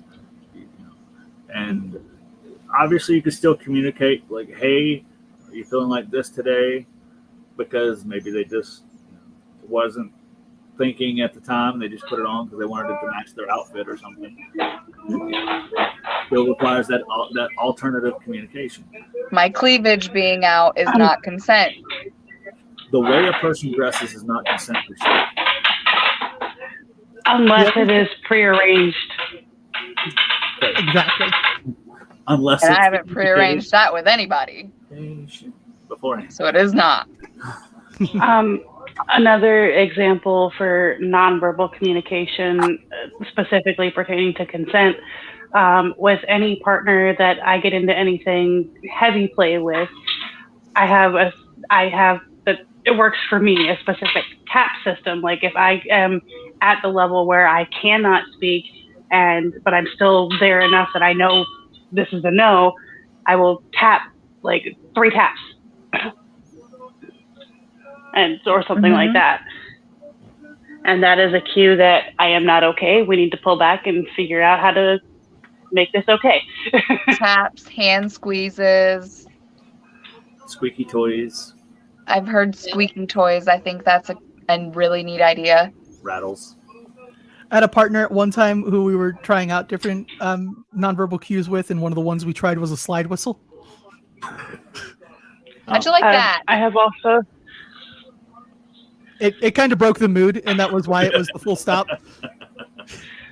You were saying, right? I've also had other partners where the tapping wouldn't have been enough of a cue to get them out of the headspace they were in. So like they would have me hold something specific in my hand, and if I drop that item, they drop what they're doing. That's really like, it's not medical advice or anything like that, but as somebody with a little bit of ADD, If you drop something, I'm going to look at it. I'm going to be like, oh shit, it's going to catch my attention. So I mean, that's something. Mhm. That's another good one, and that goes into more of the BDSM side of things, the restraints and things like that. Like, you know, it's, for the most part, if you're having your standard, you know, cookie cutter textbook sex, you're more than likely not going to need those nonverbal communications, but still know what they are just in case. Mhm. I would like to disagree with you respectfully on that one. What? There have been situations where, like, it has been just vanilla sex with a person, but they said a specific thing or moved in a certain way that triggered a PTSD flashback for me. I still needed those nonverbal cues in that completely vanilla setting. Very nice. Okay, see, I'm Okay. glad to know that exception. And that's completely fair. So I had some earlier, but I love fries, and I love that Planned Parenthood has a model for consent called fries. There are 5 establishments for consent. It is freely given, and it's not influenced by fear, coercion, or pressure. It is reversible, which means it can be taken away at any time. It's informed, so you're fully aware of the nature and the consequences of said activity or said violation of consent, what could happen. It's enthusiastic. I mean, consent needs to be enthusiastic. You want to be active and willing to participate. Just because someone can't say no doesn't mean that they consent, by the way. Mhm. And it needs to be specific. You need to be very clear about what the activity is or the activity in question. I mean, I personally have been, you know, in a bar scene when I was single, and I still, like, even if all the communication, the chemistry, the nonverbals are still there, you know, it's, can I kiss you? Simple. You know, and if they're not absolutely 100% yes, then it's a no. Watching like movies and TVs and stuff kind of irritates me with that thing right there in particular, the kissing. Like, because they're never like, they just like look at each other. I guess that would be considered nonverbal consent, you know? You know? Mhm. Now, but it can be, because it can be portrayed in such a strong manner. I mean, I've kissed people that I didn't ask, but you know, it's Right. one of those things where it was obvious to both of us, and you know, that's where you have that slow inch in. If I kind of slowly inch in, you slowly inch in, we're communicating, even though it's nonverbal, that we are willing to do this. Like, we want to do that. Mhm. If I go in for like a sudden kiss and you're not expecting it, that's kind of a dick thing to do, by the way. People just want to put that out there. Don't do that. I hope they turn their head every time. Funny story about that. So when Bess and I first started dating, people at work didn't really know, and we were trying to keep it hush hush because we both had our coworker rule. And we were out back. I was taking a cigarette break. She came out there to see me, and it would have been like one of the first times we had kissed. And I was standing right there at the doorway, and I went to kiss her, and I completely forgot we were outside, we were at work, all this stuff. I wasn't thinking about that stuff, and I went to kiss her. And as I got close, now we're established that we're a couple at this point. We're dating. She turned her head. I was like, oh man, that's right. We're at work. That's like part of our boundaries right now. So I embarrassed myself. You know, I internally, like, she wasn't mad at me or anything like that. She's like, we're here. We're not ready for that yet. I was like, okay, sorry. You know, I completely just went into a habit mode more than that. Thinking. Yeah, I don't do that very much either. Good on her for enforcing her boundaries, though. Absolutely. Yeah. And, you know, I mean, eventually it became, I mean, everybody pretty much knew, but we didn't say anything about it. So good on both of you. Like, good on her for enforcing her boundaries, and good on you for respecting the boundary once reminded of. Absolutely. I mean, you know, like I said, technically she was my girlfriend. So, but like, still knowing that boundary and respecting that, that's, you know, something she didn't want acknowledged at the time. perfectly fine. And that's something people have to understand too, that even if you're in a relationship, the rules of consent still apply. Can we take a moment to address Demo's last comment? Which one? This one? Yeah. A signature on a piece of paper or payment for an act does not constitute consent in the moment. It never will. So, Now, if you have a dom-sub dynamic where a contract is involved, you might have some, prescribed punishments for breaking the contract, and that can be fun if it's all consensual. But having signed a piece of paper doesn't, in the moment, take away your ability to say, I do not consent. and that even applies in that movie since there are actresses, there are actors that have changed their mind about doing a nude scene or kissing so-and-so or doing whatever. I mean, you even in that situation with contracts, you still have the right to revoke consent. So, a lot of you guys, if not all you guys, are on TikTok. And there was that trend going around that said, kiss your best friend. Don't tell them and record it on video. That's assault. Yeah. Yeah, pretty much. And then a lot of people got the shit beat out of them because they did Good. that. Good. And, now it's assault on both sides. But some violence One is is necessary. We've justified. established that. One is necessary violence. But that doesn't mean that the legal system is going to side with them. You were assaulted first. If you have the right lawyer, they could argue that all day. Mhm. You were defending Even if the yourself against an assault. Even if the legal system doesn't accept the justification, it is morally just to stop someone from assaulting you. Absolutely. Take Not your here. jail time with pride. So there are different types of boundaries when it comes to sexuality, and you must know how to respect them. Physical boundaries, so the limits of what someone is and is not comfortable with physically, touching, kissing, any other kind of physical contact, like we just talked about, that wasn't established. But I know some people that don't even want their hand held. They're fine doing all kinds of wild shit, but they don't want you to hold their hand. They think that's weird. I don't like French kissing. Mm-hmm.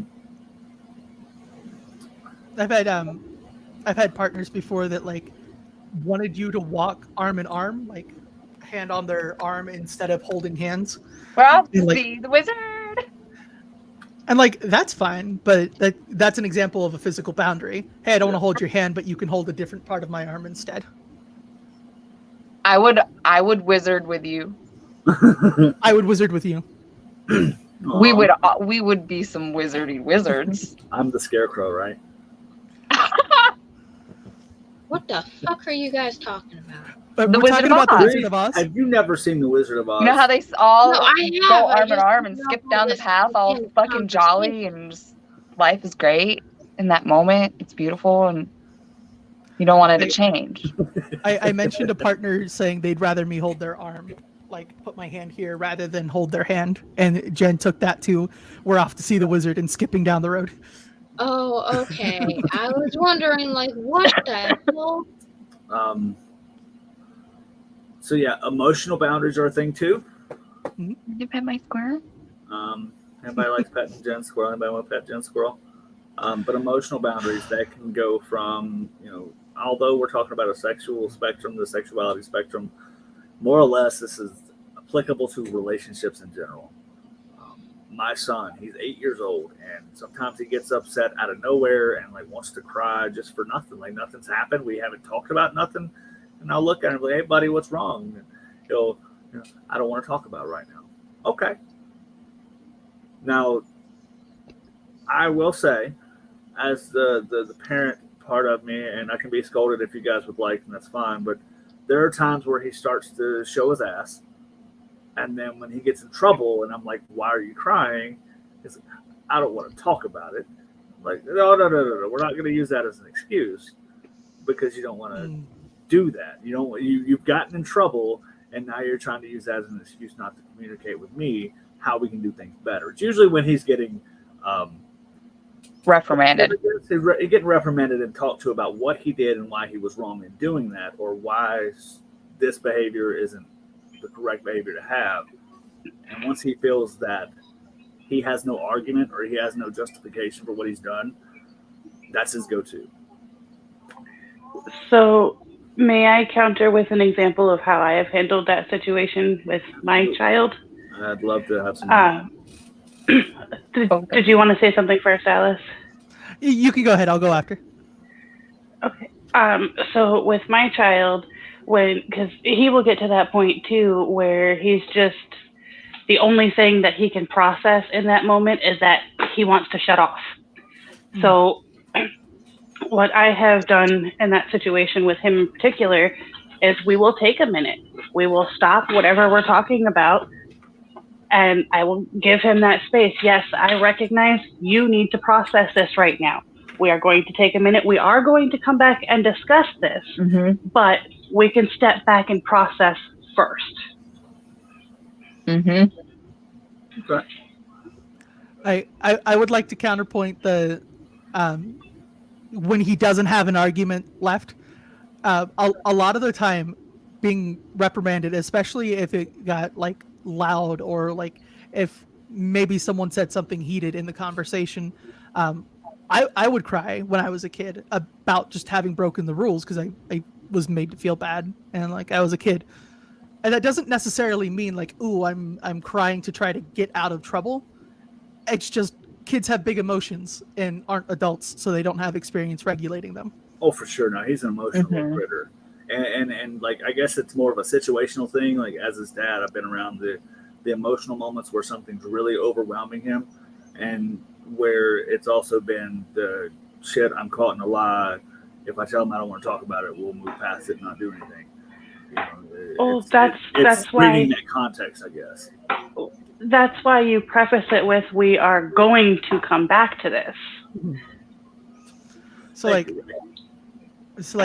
just saying he's trying to get out of it doesn't necessarily work because I don't know that a lot of kids do that.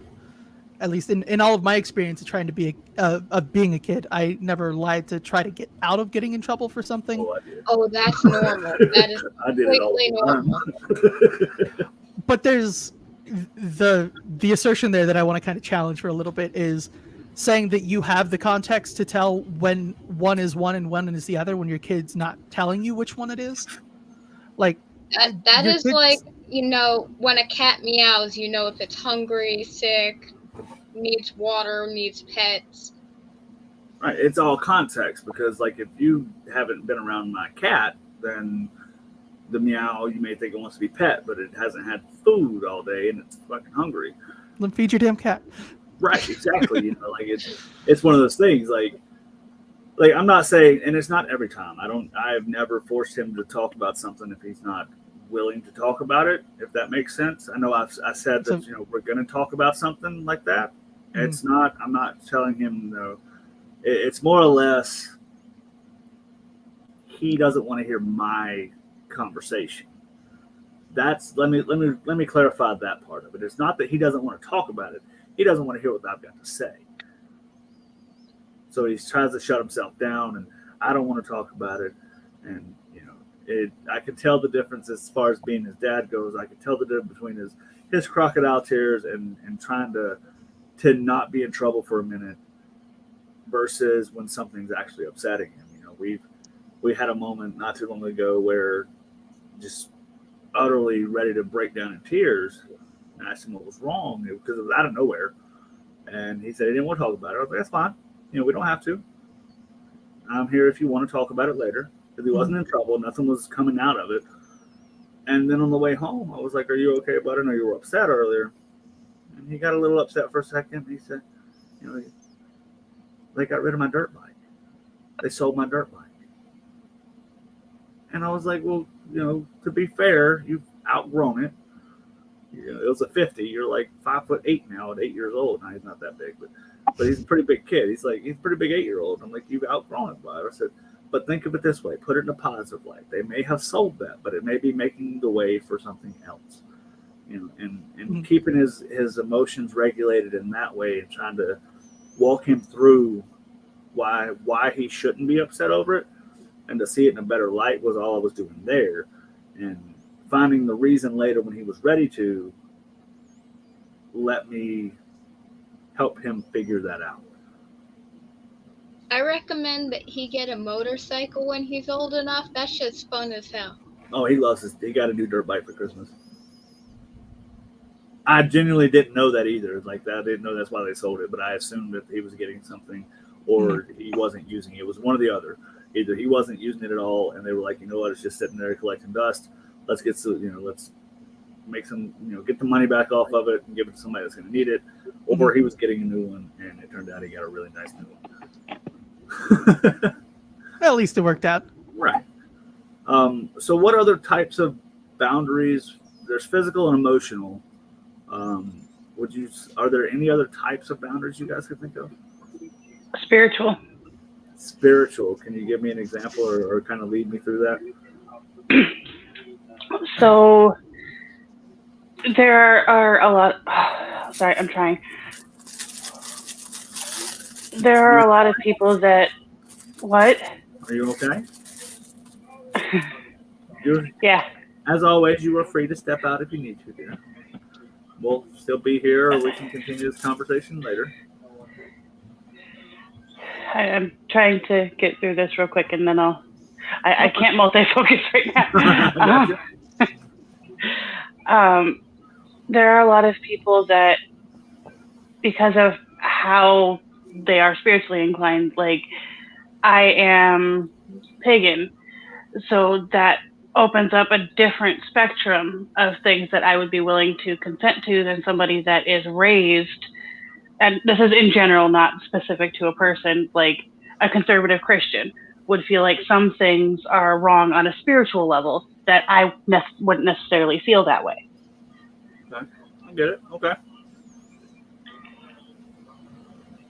And that goes, that does go both ways. I mean, it's not right for someone to force their, Christian or Muslim or even atheist beliefs on you for being pagan.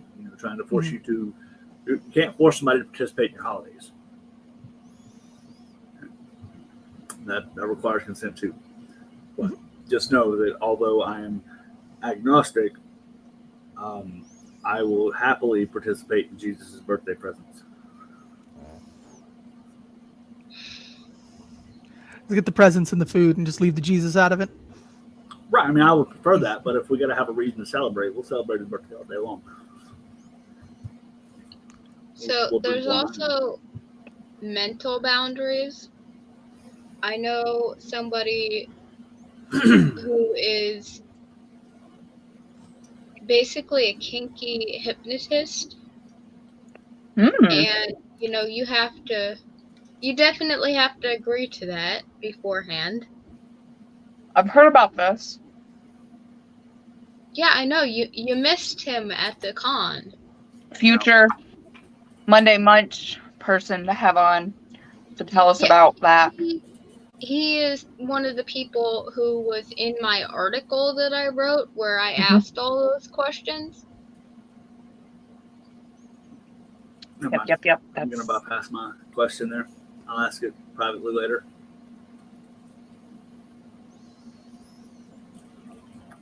Put it in the chat. But yeah, that's definitely boundaries. Like if you don't feel like going into that stuff can like ruin you if you do it wrong. Speaking of con, we met Dakota at con. The Green Yeah, Dot. Dakota is actually friends with one of my friends who I knew beforehand. Oh, that's cool. Nice small world. Check that chat real quick, Dream, and see if that's who I'm thinking it is. But I think they were a Shibari specialist. No. That's the other guy who I am also know. Gotcha. Real quick to wrap up this part of consent. I know Ray needs to head out, so we'll finish up with Ray here. There are consequences for not respecting people's consent. And there should always be consequences for not respecting someone's consent. If someone violates your consent, please let me know. I will happily use the necessary violence.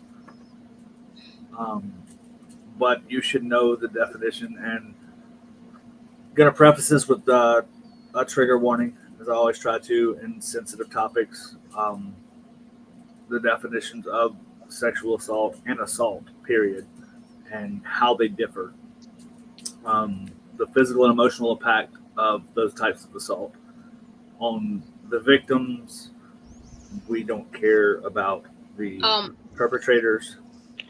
We should put trigger warning here because I know some of the people in here don't like this topic. Gotcha. That's why I tried to say it out loud. Maybe as like a banner on the screen. Yep, that's what I'm doing now. There you go. And can I just say that I've always hated it? I mean, I kind of just did it a little bit, but like I've seen where people just say trigger warning and then they put the words that are going to trigger people with the trigger warning. Like, so that's kind of an important step when you do a trigger warning, because that lets you know if you can engage with the material that's being warned. Right? Okay. If you just say trigger warning, it's like a black box and I don't know what's inside. So if I watch, like, okay, they're going to talk about something.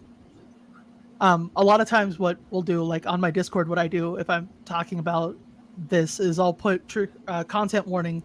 I'll do like R asterisk PE or SA as short for sexual assault. Looky there.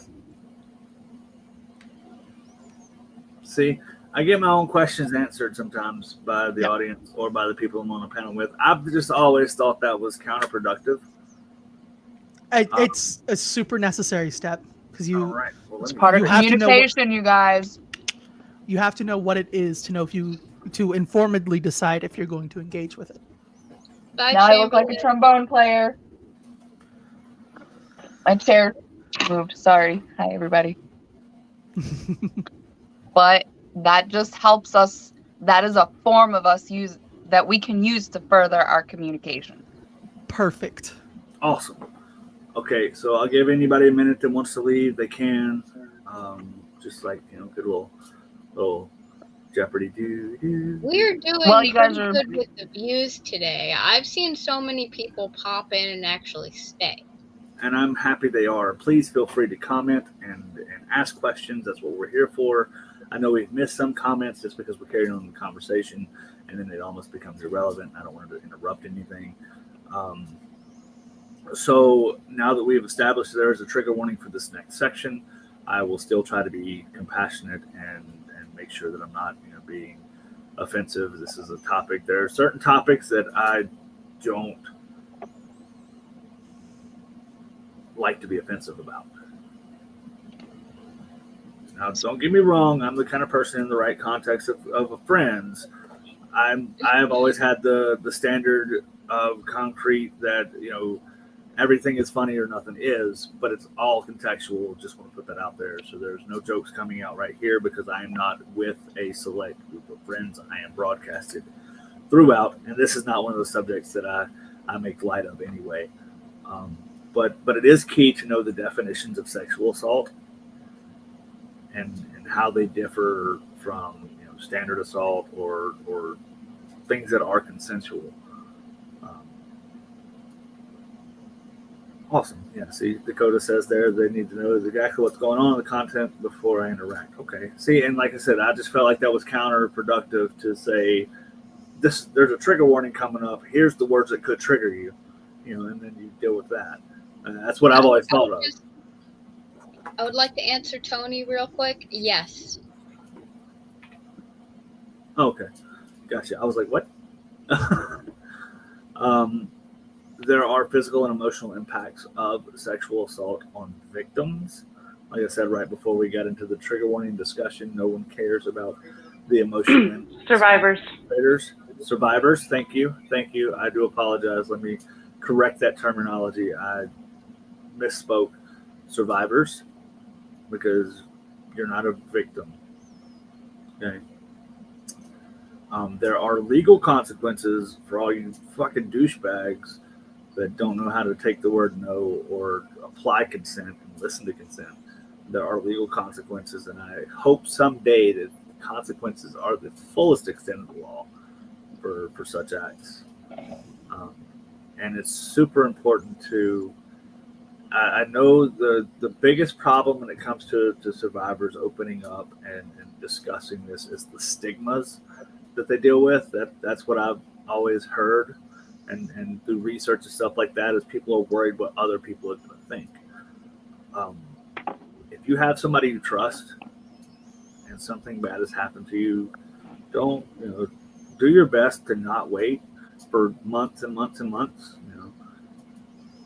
Seek the help that you need and get support as soon as you can, as soon as you're comfortable.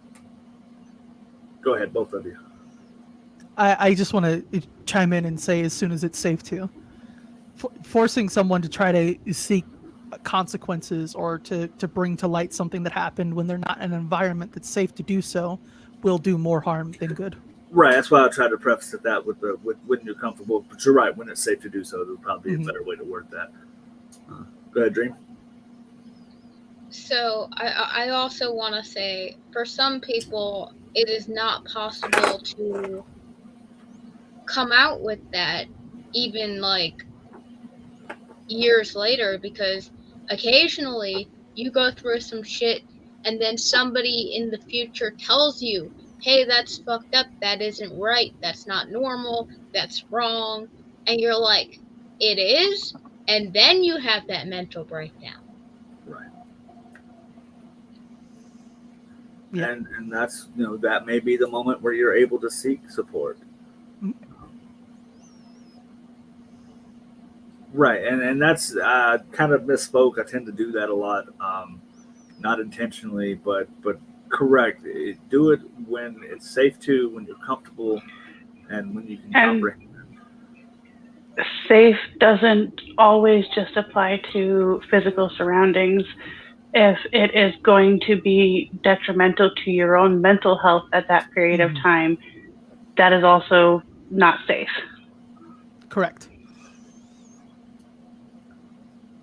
I personally offer that if anybody needs to discuss something like that, I know I come across as a asshole at times, but if you ever need somebody to talk to and help with that, I offer my ear, my inbox, whatever you guys may need. So if you need somebody to feel like you can safely vent to, I definitely offer that. I can't speak for the rest of anybody else, but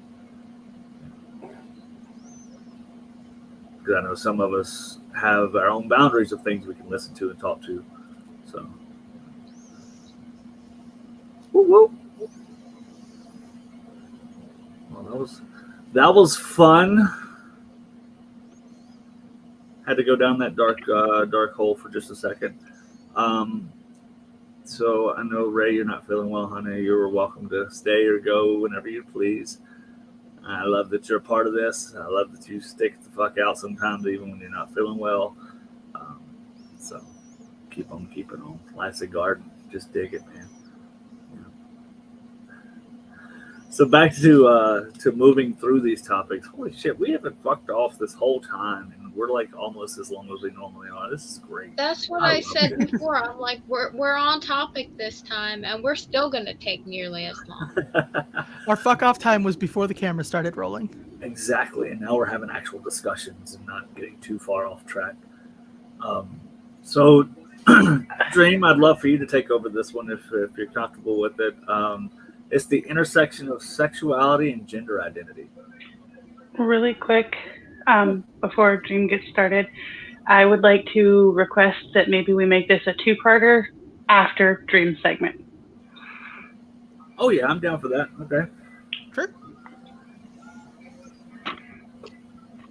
Because the theme of the month is spectrums. So next week we were going to talk more of the gender spectrum.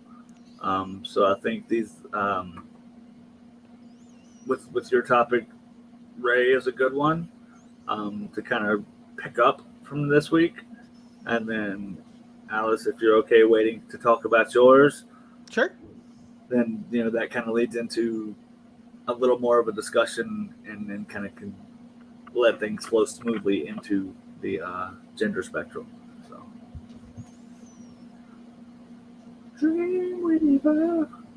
I almost feel like I should wait too. That's up to you. Mine is also under that topic. Absolutely. That is completely up to you guys. If we want to bump up a conversation or talk about a different section, we can, or we can go ahead and call it a game on this one. Yeah, because we're almost at 2 hours, and if we continue, we're gonna end up going on till 4. We know it. Yeah. It's not like that's happened before. Really, not like the past 3 times that it's happened, right?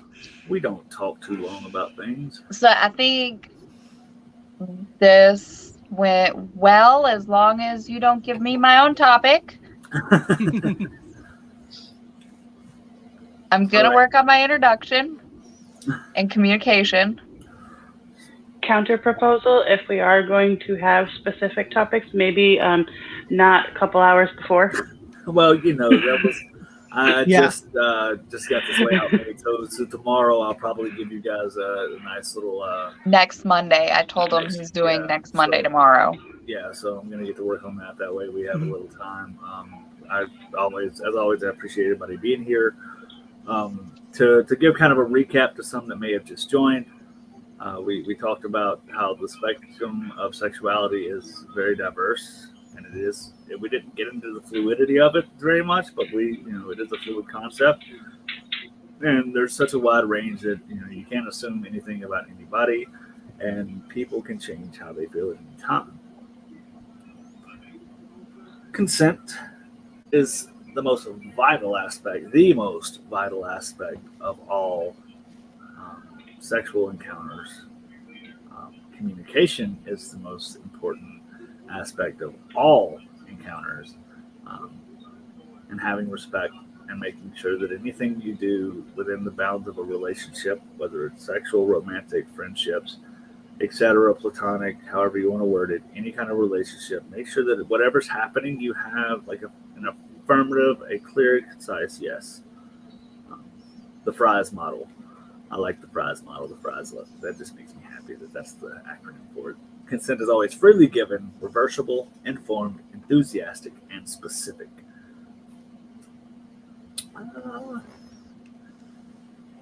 So there is no right or normal way to be a sexual being. There are wrong ways. I always feel like I have to say that because somebody will run with that shit and be like, oh, okay, I can do that. No, there are, just like when it comes to being non-monogamous, there's no right way, but there are wrong ways. But you do have the right to explore and express your sexuality in your own way. Be who you are, be who you want to be, as long as you are not violating others' consents, others' right. Oh, excuse me, I got that backwards. Others' consent and others' rights. Or just all in all creating problems for people. Respect other people's identities and orientations, even if they're different from yours. So congratulations if you're heterosexual. No one cares. Congratulations if you're gay. No one cares. Counterpoint, I care about that one. Well, individually, you can care and be happy with who you are and be proud of who you are. Let me put that out there. That took an assholeish turn, and I didn't mean it to. Good night. Good night, Dakota. Be here next Monday. We start at 9. Be here whenever you want to be, though. What I mean by no one cares is good people aren't going to make you feel like shit because you're heterosexual, homosexual, pansexual, asexual. And if they do, then they're just not good people. I think I can confidently say that. If someone doesn't respect who you are as a person, they're not a good person. Those who matter won't mind, and those who mind don't matter. There you go. I like that quote. I've always loved that quote. Yeah, respect, consent, communication. Those are like the 3 things we always kind of harp on. Communication. Yeah, learn a little sign language today. Today? Not today. Last week. Well, we're gonna teach some people some sign language today that might not know it. So, Alice, so we don't dirty that up. How do you communicate? I held my mouth closed. Okay. So yeah. So So you make a C with either hand. Both And you- hands, right? Both hands, yes. And you start one, and then you just alternate them back and forth. And the idea is a C on either side, people communicating with each other. that is The back and communication. forth. Mm-hmm. Now the Munch version is Oh my we god, stop. communicate. No, that's just the horny bastard version. Yeah, the Munch version. Gotta hold your mouth right. I do think everybody that is still here, has been here, is going to be here. Thank you for being here. participating. Fucking Miniskirt Monday. Who's down for it next week? I am gonna participate. Gonna start that. Yeah. So also gonna kickstart No Context back. So if my beautiful panel right here could give me some ideas for some no context images, just need 4. That was 4, by the way. I left my pinky out of the screen. But I'm glad that people were here, were willing to discuss things with us, ask questions, make comments, whether it's right or wrong. We caused some controversy with each other. We had discussions, but it was civilized, and that's the point of Munch, is that when we have disagreements, we don't understand things, we get clarity. Because at the end of the day, the way we communicate with each other really matters. Oh, so there's the Munch way right there. It's because of SpongeBob communication. Can we get that meme on screen since we're referencing it so hard? We sure. Communication, please. I prefer the one where his pupils are like completely dilated, Yeah. where he looks like he's like really enjoying his endorphins from communicating. Give me just one moment, folks. I usually have this ready to go. I had to find it though. I would like to enforce something that I probably say maybe too much at Munch, but it's really important for everybody to stand up for the way they want to be treated. And that's why we spoke about consent and how important it is. And how important proper communication is. Even when you suck as bad as I do, no still means no, and you all should know this, and I should be able to say it. And I can. It reminds no me is a of complete sentence. It reminds me of that meme where it's like, no. Do you want me to say it in Spanish? No. But No. you guys don't forget that we always try to be respectful, even if we are stupid sometimes and say stupid things. Once we learn better and once we get corrected and educated, it is then super important to be respectful of the education that you have taken in. Because if you don't, then you're being extra disrespectful by not even respecting the person's time to educate you. I hope how long it took me to get around grooming wasn't disrespectful, but that was a difficult one for me because it kind of hurts my feelings the way that it's being used right now. And it is. And, we're just one small group, but, it's that quick spread. If we get 5 people to learn something, they get 5 people to learn something. Those 5 people, it just continues on and on and on. And eventually, a small group of 5 people can influence the world if they try. So that's why it's on us to continue to do the right things and talk about the right things and educate each other and really empower each other to make better choices and to be better people. That's why we ask that you always leave your comments and questions in the chat and communicate with us freely and openly as you want to. And we appreciate you. Oh, and I made a promise. Hold on just a second. Yeah, this was a really good one with the questions and the comments and everything this time around. I have a whole Although I had an didn't share outline. this on my personal Facebook page too. There you go. So that's neat. So it put us on both of our Facebooks there and the thing. So I did write an article earlier today, or there's a new article on the website that is about communication. It's why communication is the ultimate BDSM power move. It is password protected until tomorrow morning, at which point, if you guys haven't gotten a chance to read it, the password's right there. The password is communication. It should be all lowercase. If it's not all lowercase and it doesn't work, try a capital letter. I'm pretty sure that's all lowercase. If you want early access to it, feel free to read it. Feedback, comment, whatever you guys want to do. It is all lowercase. Okay.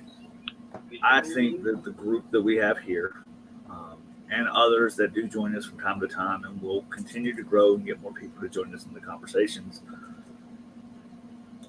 are going to be super, super helpful in educating me, because I'm kind of dumb sometimes. I'm fucking stupid. Okay.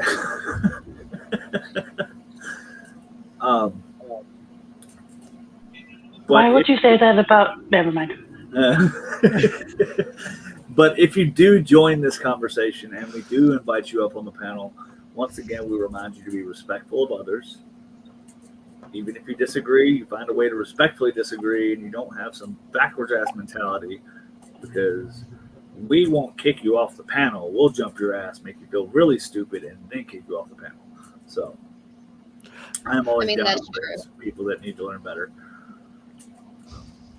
But embrace who you are. If you are curious, if you are exploring yourself, if you are who you are already and know exactly who you are and want to be that person.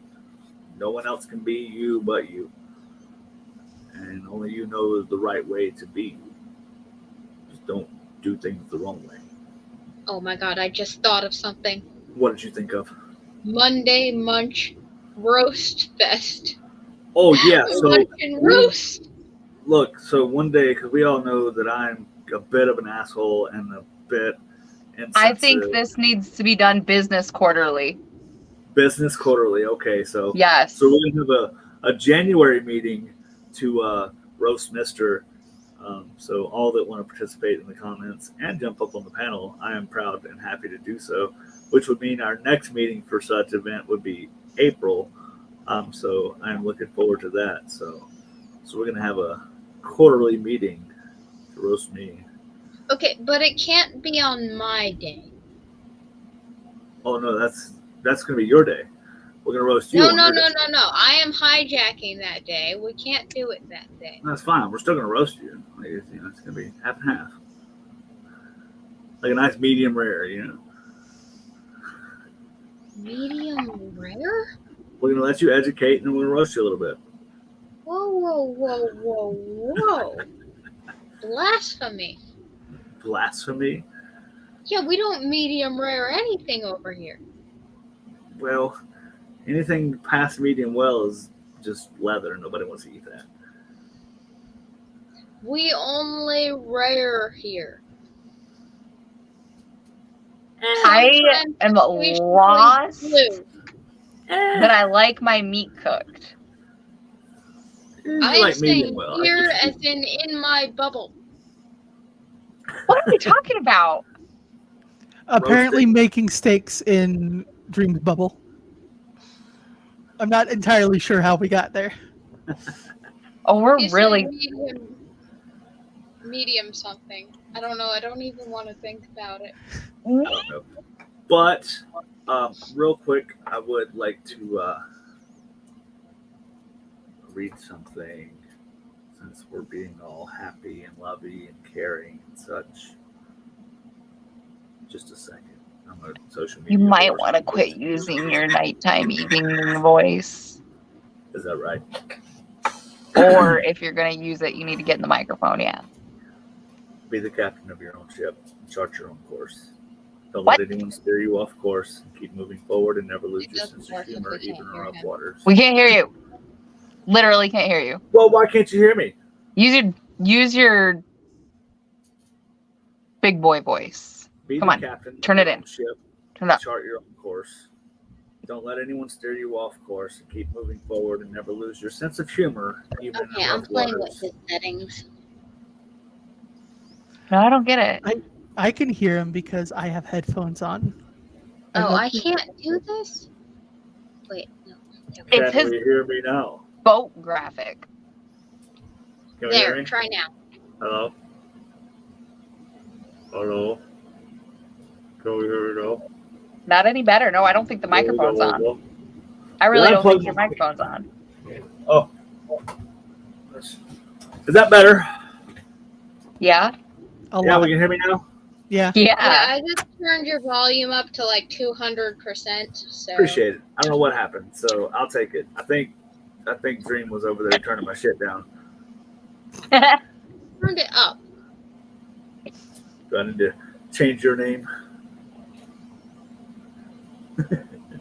We're not doing this again. Just end the fucking live. Fine. It says, be the captain of your own ship and chart your own course. Don't let anyone steer you off course. Keep moving forward and never lose your sense of humor, even in rough waters.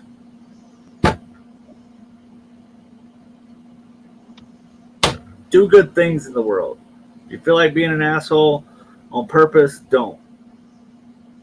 It says you. The I'm biggest allowed asshole here. Do as I say, not as I do. Exactly. Rules for thee, not for me. But I love you guys. I think this was actually a fantastic fucking lunch. Although the time still remained the same, but I think we definitely had The time much remains more the progress. same, and we only got through half our topics this time. To be fair, So I think we had need to break many it down more. to one topic per thing, like one section, like have a whole fucking month of sexuality spectrum, a whole month of gender I thought spectrum. that's what we were doing. Well, the whole month of Uh-huh. spectrum. To be fair, what?